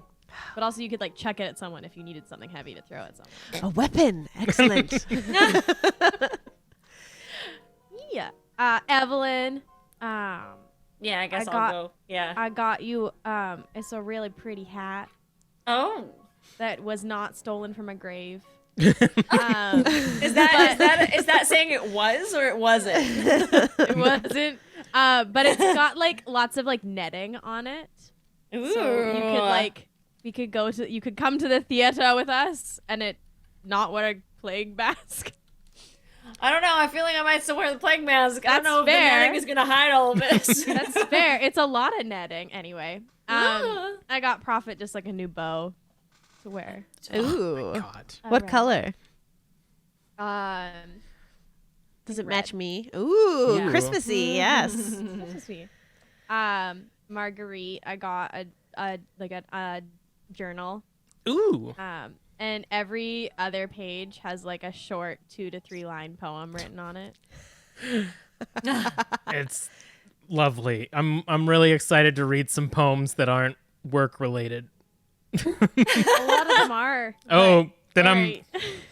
It's fine. It's fine. It's okay. Oof. And then Florence, I also got a little notebook for as well because I didn't really know what exactly to get. But then there, I've written a little poem in the front as well. Aw, what's the poem? Oh God. Yeah, I need to know all 12 poems. Now. Marguerite's as well. Right now. Everyone else do their gifts, and I've got Rhyme Zone open. It'll happen. Evelyn, are you ready to go through your gifts? Yeah, I think I like give the mind thing to William to be like, okay, I'm ready for you to bring the gifts up, and he like comes out and like grabs everything and like comes forward with all the gifts. and Just it's a Oh no, I didn't get William anything. A sloppy It's boy. okay. It's okay. No, because these are all pre-wrapped, totally not stolen gifts. Some of them definitely still have like tags on them. To Betty. Who's Betty? Roll the dice for a random gift. No. I asked for specific things, so they probably waited until like the people had like wrapped them, Yeah. and then was like, all right, get them. It's okay. You don't have to know. Imogen, if you are opening your present, you see inside this nicely wrapped box a beautiful Victorian style hair comb that has like ornate roses on it, so it is still in the flower theme. Octavia, you have a I'm tearing up, you guys. I can't I deal love with Christmas. this imaginary present. But you unwrap yours to a few things. One is which a new, what feels quite expensive, ornate Braille spirit board. Yeah, baby. Hell yeah. As well as a new leash for Prophet that feels Aw. like very sturdy and possibly like leather bound and like very fancy. Nice. Thank you. Florence, you get a gorgeous silk shawl. Yes. I love shawls. It's perfect. And you can see that it like is just enough to cover the eye. So it's Good. like it was planned. I was like explaining to my henchmen exactly what I needed it to be like, and they were like, "Ah, yes, this is the perfect one." And Marguerite gets a brand new set of ink and quill that looks like it's like inlaid with like gold on the like actual pen part of the quill. Ooh, this will go great now that I'm working again. Well, I figured if you wanted to come back to work, I figured you might want something a bit nicer to write with. Well, Some of them, I noticed they were getting a bit old in there, and you deserve the best, darling. thank you. I appreciate it. I mean, I also know that you've had literally no business since I've stopped working, so having someone who can meet the clients in the day will probably be helpful to you. Perhaps, and we do appreciate you and your work. And Octavia has already gone over everybody's presents, but do you want to reiterate them? Well, I think they're just like nicely wrapped. Like, although Octavia can't see, she does take time. I mean, she works with her hands Yeah. all the time, so Expertly, better wrapped than the people that can see. she used like old newspapers. Everything is like green, so it can be recycled. Even now, she's worried about the environment. But yeah, and then you get the boots, the flower, which is going to be in like a terracotta pot right now. Perfect for replanting in your garden. I didn't know if I would just mess it up, so I'll leave it to you. And unfortunately for you, Florence, we are going to have to wait a little bit. I've scheduled someone to come by, but only in a few days for a photograph. I'm hoping that we might have a nice family picture of the two of you. A photograph. We're Something very for you to modern in the keep. city. We've got all of the recent trappings. Yeah. I see. Well, It's the I newest can't. thing. I don't, because of my situation that I'm in. I don't usually, get my photograph taken or Yeah, and with painting of me. I kind of just have to. with Imogen's whole curse about not seeing herself in the mirror, I'm also very intrigued if this is even going to work. But Wait, you know what we could do? Come here, Imogen. Come here. And I take Imogen, and we both get under my shawl like this. And so it's like we're both under there. You could see we're there, but You just can't see the face. I just got a really good idea for like a Halloween costume, I think. Next year. Huh. But that's lovely. You'll still have a nice memory of this time spent together. And I pull out a surprise package for Marguerite and hand it to her. What? Go on, open it. She puts her cigar in her mouth and opens the present. And inside she finds a mahogany box that is perfect for her fresh set of cigars. And if she opens that box itself, inside is a cigar. I don't know what the word is, but the fancy thing that you use to cut the ends Cigar off. cutter. Yeah, one of those. So it's a fully nicely adorned humidor for cigars. Yeah, no cigars inside, but the box and the equipment to use. Love it. I wasn't sure what your brand was for the cigars themselves, so. I out of character, I'm like, are Romeo and Juliet's a thing? When the fuck did Shakespeare write that play? And would they name cigars after it already? I do smoke cigars. Yes, unnamed brand Victorian style cigars. He wrote that well before this time. Okay. So and Kelly it was is- very popular, so that's totally plausible. Cool. Kelly is uncultured. It's not uncultured. Awesome. Well, I mean, I feel bad now because mine aren't at all wrapped. Everything's wrapped to me. Ironically,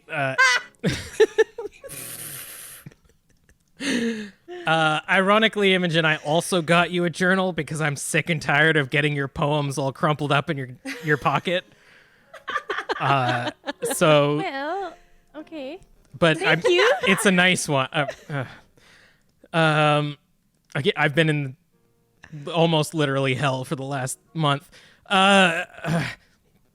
Honestly, Marguerite, just having you back is a gift enough. Thank you. Octavia, I figured you might like these perfumes. I honestly don't know if your kind smell things. So, again, here's some nice, I think it's lavender or something. Cover up you. the cigar smells. Thank you so much. If we Florence, I didn't know breathe, you were we- coming, We can smell. but it's nice to have you. And if you were human, I would make you turkey or something. Okay. She loves turkey, so it's perfect. She loved it. She doesn't love it. Long time ago. Long time ago. Evelyn, I don't know. I got this commissioned a while ago. I don't know the last time that you've spoken to your family, but one of your relatives became quite a handy blacksmith, and your blade's getting a bit beaten up.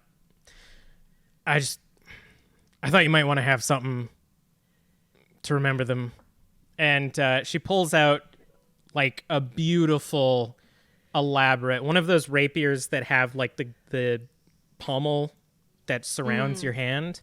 Mm-hmm. I don't know if I don't know. It's what I could think of. I hope you like it. I think she kind of gets up and steps away from everyone and kind of like tests it out. Like, does the proper stance and sees how balanced it is. And I'm like, yes, I see they haven't lost their touch. You see on the blade itself are the letters ES. They didn't know what that meant, but yeah. You are truly wonderful, Marguerite. Not bad for a hollow shell of a person, eh? More of a person than many with souls, I might say. Thanks. Imogen nods enthusiastically. We're going to move away from this scene. I believe there's one last thing that you wanted to do, Imogen. Oh, yes. Emily was like, what? Well, because it's Christmas, there's a midnight mass, so I'm going to go to church.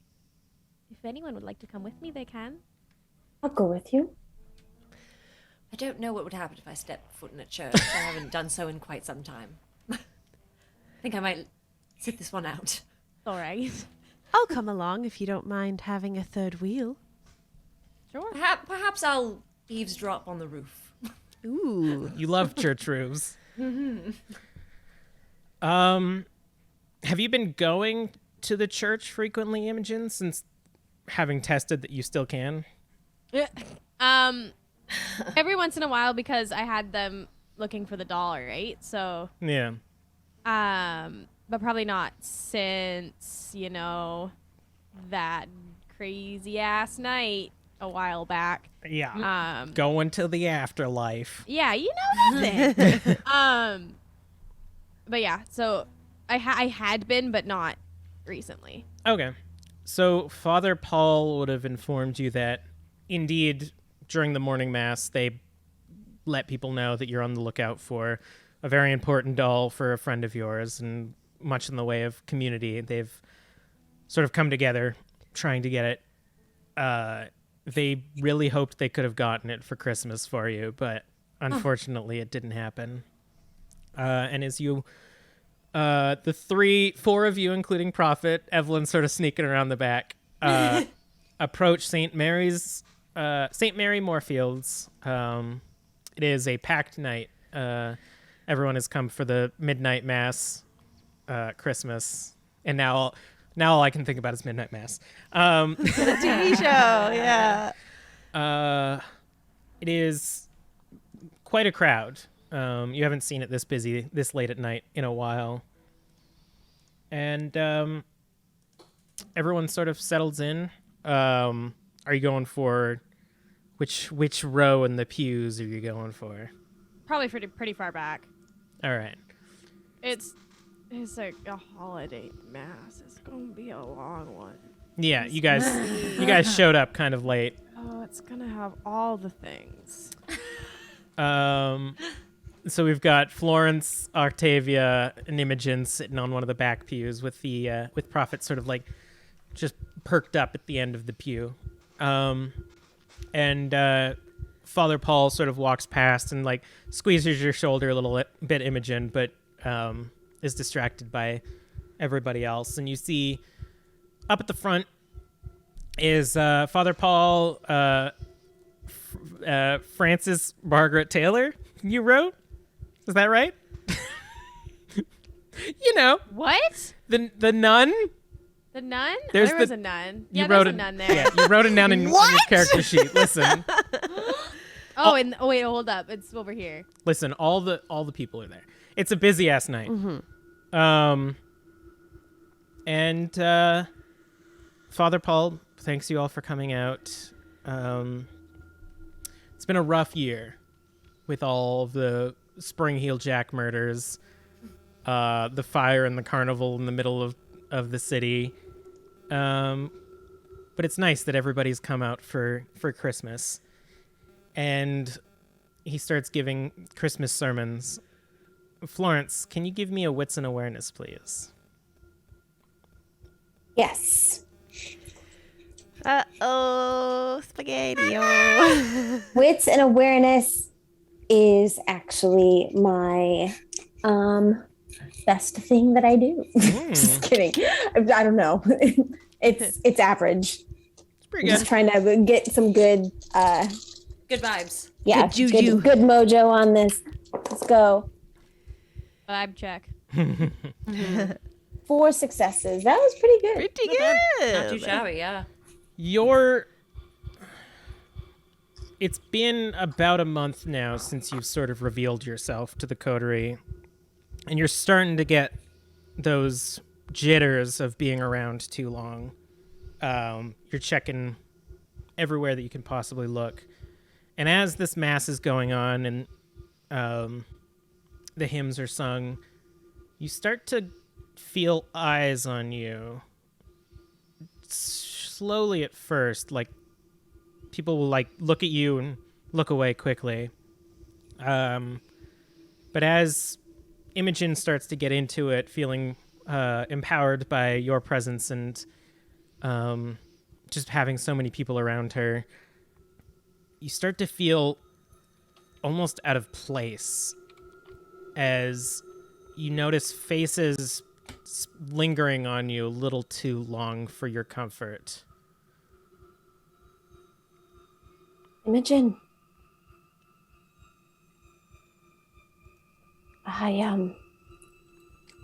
Look, I know I said that I might stay and help fight, but I'm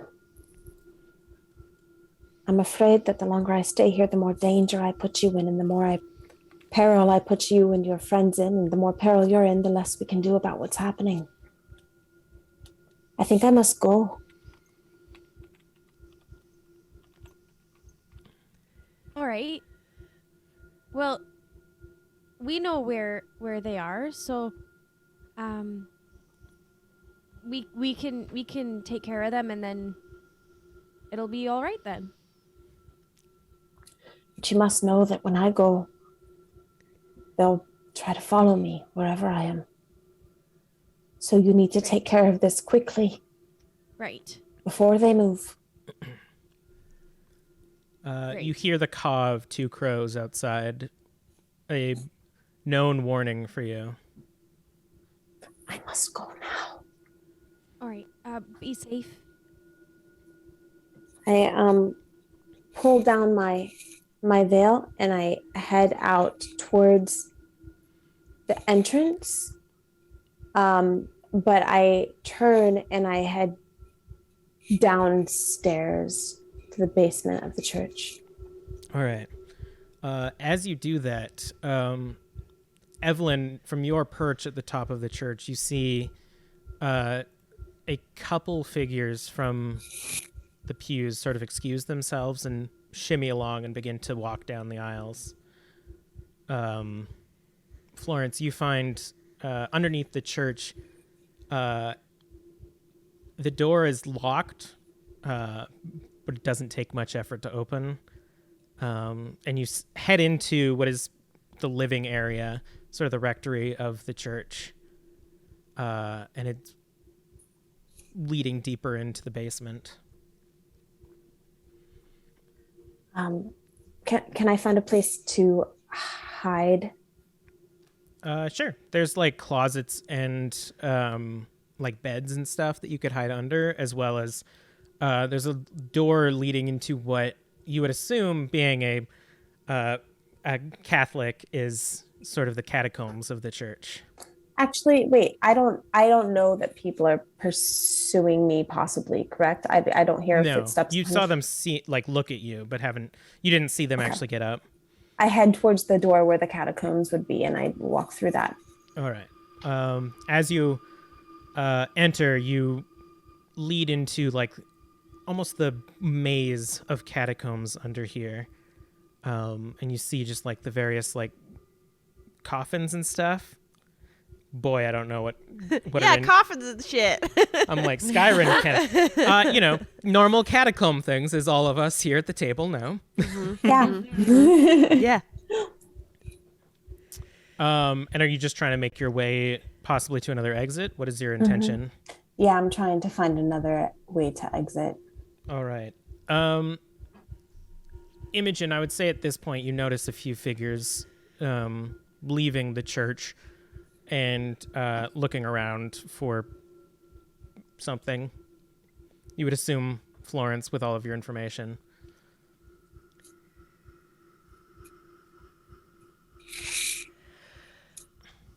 Do you say anything? I'll be right back. I'm just gonna go look at something. I'm gonna go. Are you going to follow? Are you asking me? No, Okay. Imogen. Yeah. Are you going to follow Florence? Yeah. All right. You see the two figures sort of leading you, or like leading, and a couple, like one of them pulls the other one towards the basement, and they both sort of go down there, and you begin to follow them down. Can you give me a Dex and Stealth, Florence? No. Something that's not that good. Why are you doing this to me? Okay, hold on. I can never find where's my stuff? Where are you? Hello? It's 2 dice. I'll tell you this right now. Oh my gosh. I see. Rouse the blood. Yeah, I'm gonna rouse. All right, give me a rouse check. I'm scared. I'm a I bit concerned. passed. Nice. Yay. You feel that like your muscles become more sinewy as you get more dexterous. Yes. 2. Mm. Damn it. You sort of like, as you're looking for an exit, you're like sort of crouching around corners and stuff, and you hear 2 men call out, "I think I saw her go down here. The catacomb door is open. We need to find her before she can slink away again." Imogen, you see the 2 men rush into the catacombs, running after Florence. Excuse me. One of the men stops and look around. Yeah?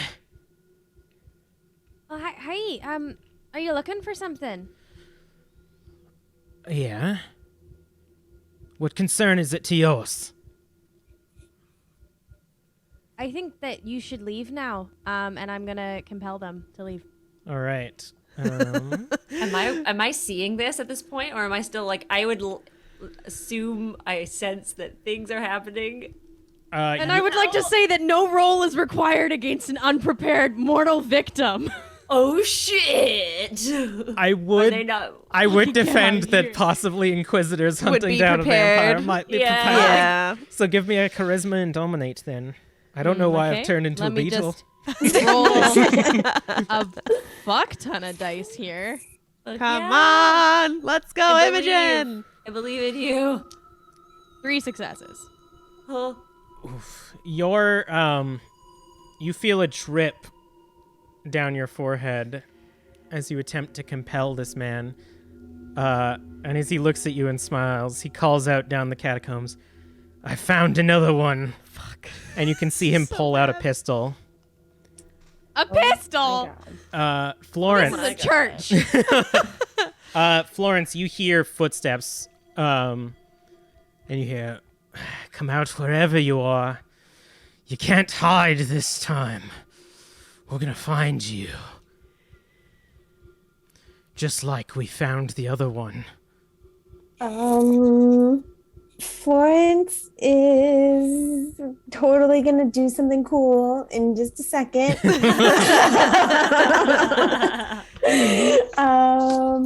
Let's see. This is just wild right now. Okay. Florence is going to. Okay, Florence is just going to find a place to hide right now. All right. Sorry, not exciting, I know. No worries. So you sort of like duck away now as you hear this man out taunting you. Yeah. Evelyn, from the rooftop, you could see them sort of like rush down into the basement. All right, I'm gonna activate Unseen Passage. So I'm Alright. gonna rouse. I failed, so I get a little bit hungry. You hear in your cute. mind, "Evelyn, you have brought me to a place of such variety. Ravage this church." Oh, God. So please, it's Christmas. Calm yourself. We are in the Lord's house Yeah. at first. And I'm going to go ahead and follow the commotion now that I am unseen. All right. Let's see what the heck is going on. Gosh dang it! You are going to rush sort of to the basement. In the meantime, Imogen, you're standing in front of this man approaching you with a pistol, and he says, You're going to come with me, and we're not going to make a commotion of this. We are in the house of the Lord. I wouldn't want to spill any unwanted blood." And he is fully just holding a pistol up to you.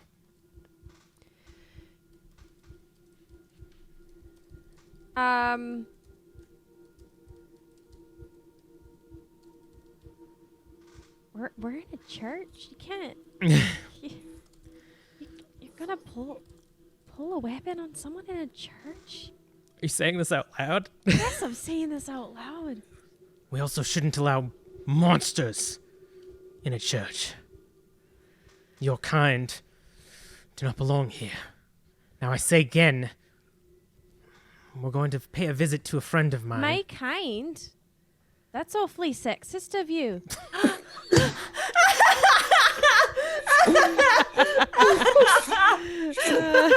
It's a church. Of course we're welcome. Kelly's dead. In just like a patriarchal response, he's going to shoot at you. Are you gonna That's fair. Are you gonna attempt to dodge it at all? Yes, I'm going to attempt to dodge it. All Can right. I hear this happening? You're dang well about to. We're gonna hear a shot go off in just a hot second. Give me a dex and athletics. Oh God. Evelyn, faster, damn it. It's 2 dice. Hey, that's a 6 and a 10. Ooh, sick. I only got one success. God.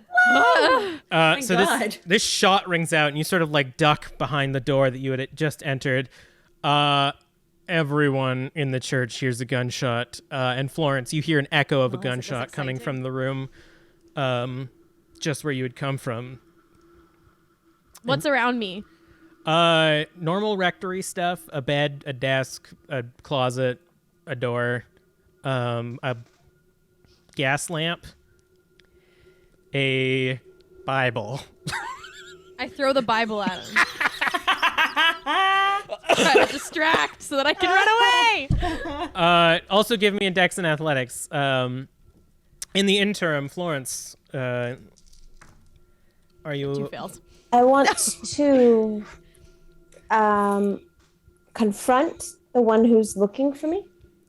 You duck out from behind, again, a coffin, I assume. And you Typical.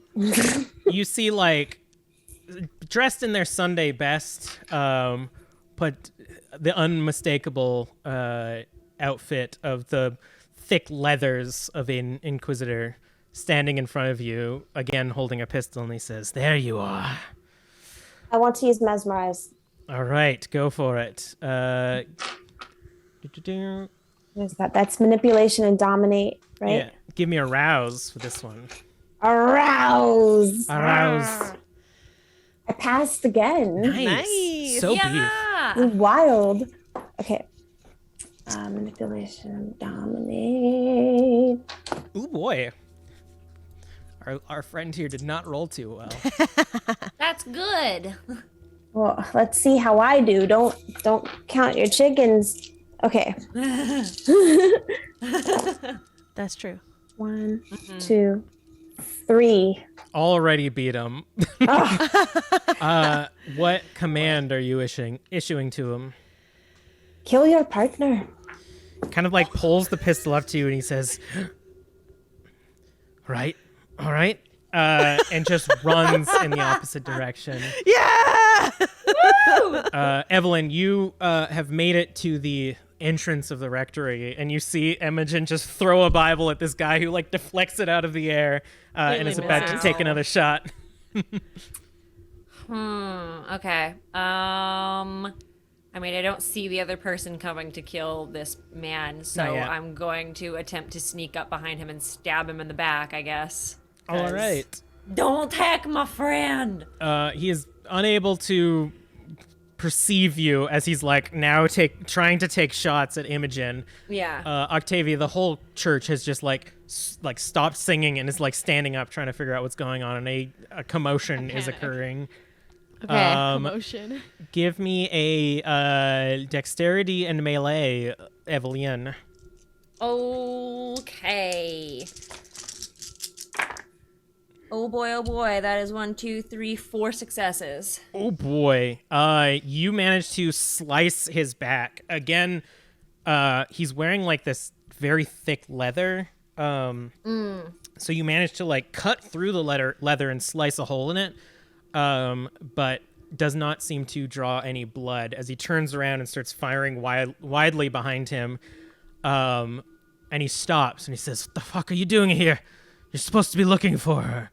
And you see approaching from the catacombs is another Inquisitor with a pistol, and he says, "Oh, I found her all right." And he aims at his friend and shoots him directly in the head.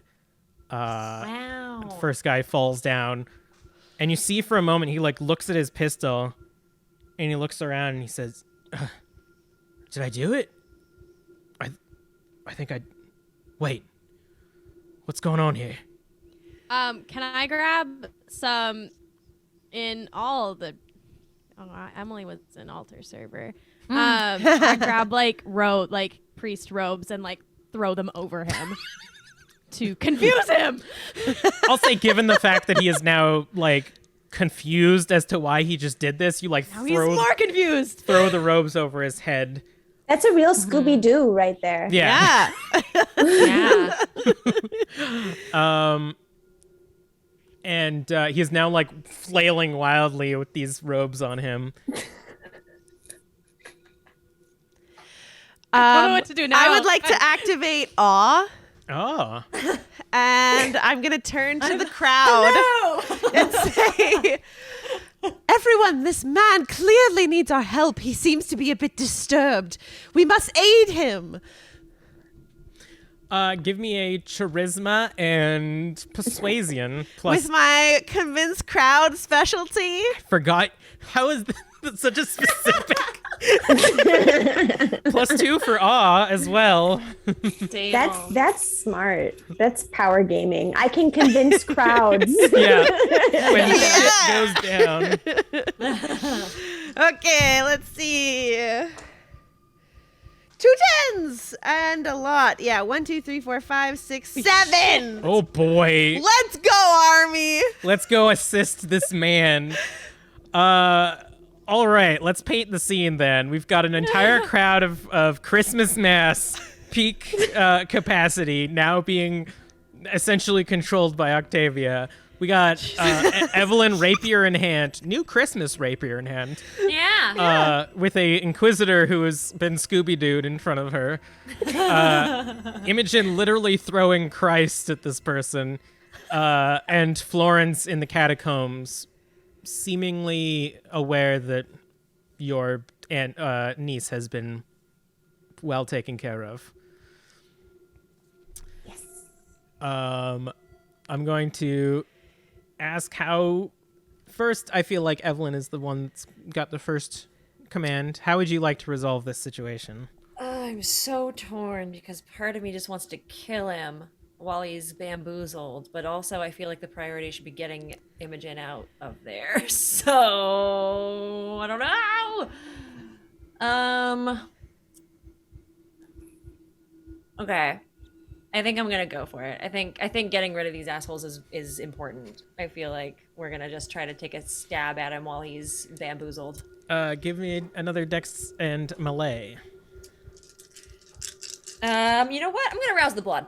All right, Okay. go for it. Yeah. We got a fucking critical success, my dude. Nice. We are good. Full control. 2 more dice. Oh boy. Okay, so there is 2 10s there. All right, so that is 4, 5, 6, 7 successes. We are doing well. Thank God. Thank God. Evelyn I don't want to die. pushes the rapier forward, and the figure just sort of stops for a moment as the robe fills with blood. The white of the robe is now just stained with blood, and the figure just slumps and falls to the ground. I would then like to find a. Am I surrounded by people?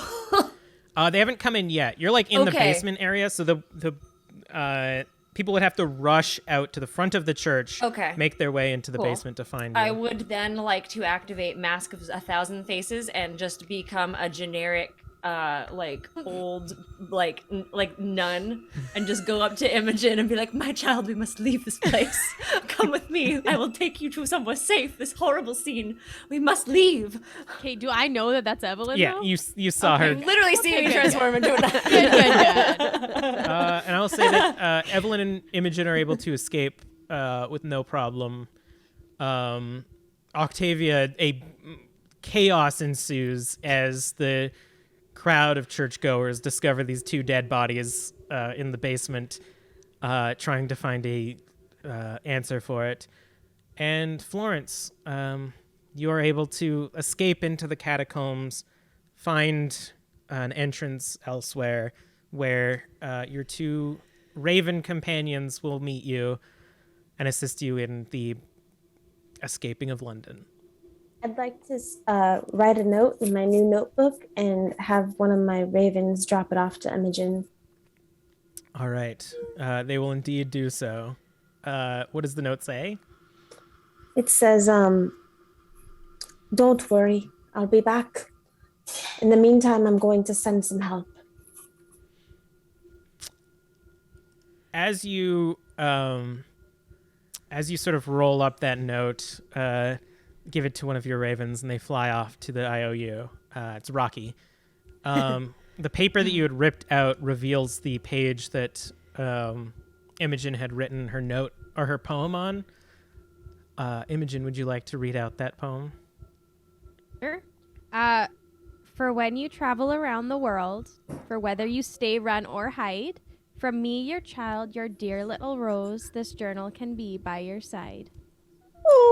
It's so cute.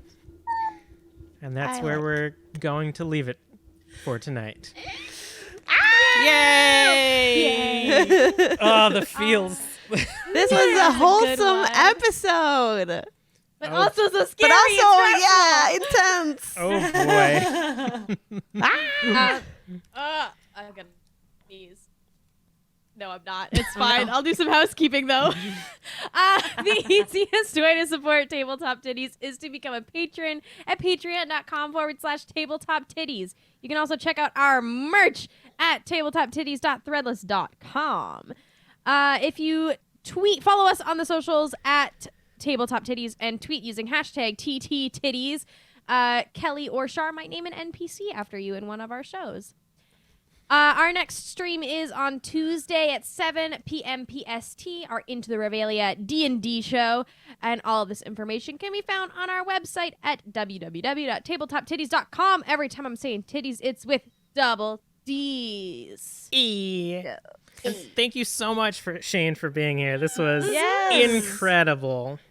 This was so much fun. It made my week, made my month. Thank you. I'm just having a great time. Do you want to tell people so where they can lovely. find you? I think there's a little something happening on Fridays. Oh yeah. You can follow me on Twitter at @AsideSprite, and on Friday is LA by Night. Tune in. Katya, the character I play, is in all kinds of trouble right now. And that is it. Thank you so much for having me. This has been great. I was hoping that while people were talking, I would be able to find a place to raid, but I'm so bad at this. So we're gonna go. I'm so late. It's hard. Yeah. We're gonna go to the end screen. I'm gonna find someone. So stick around so we can pay it forward. And I love you all. And bye. Bye, everybody.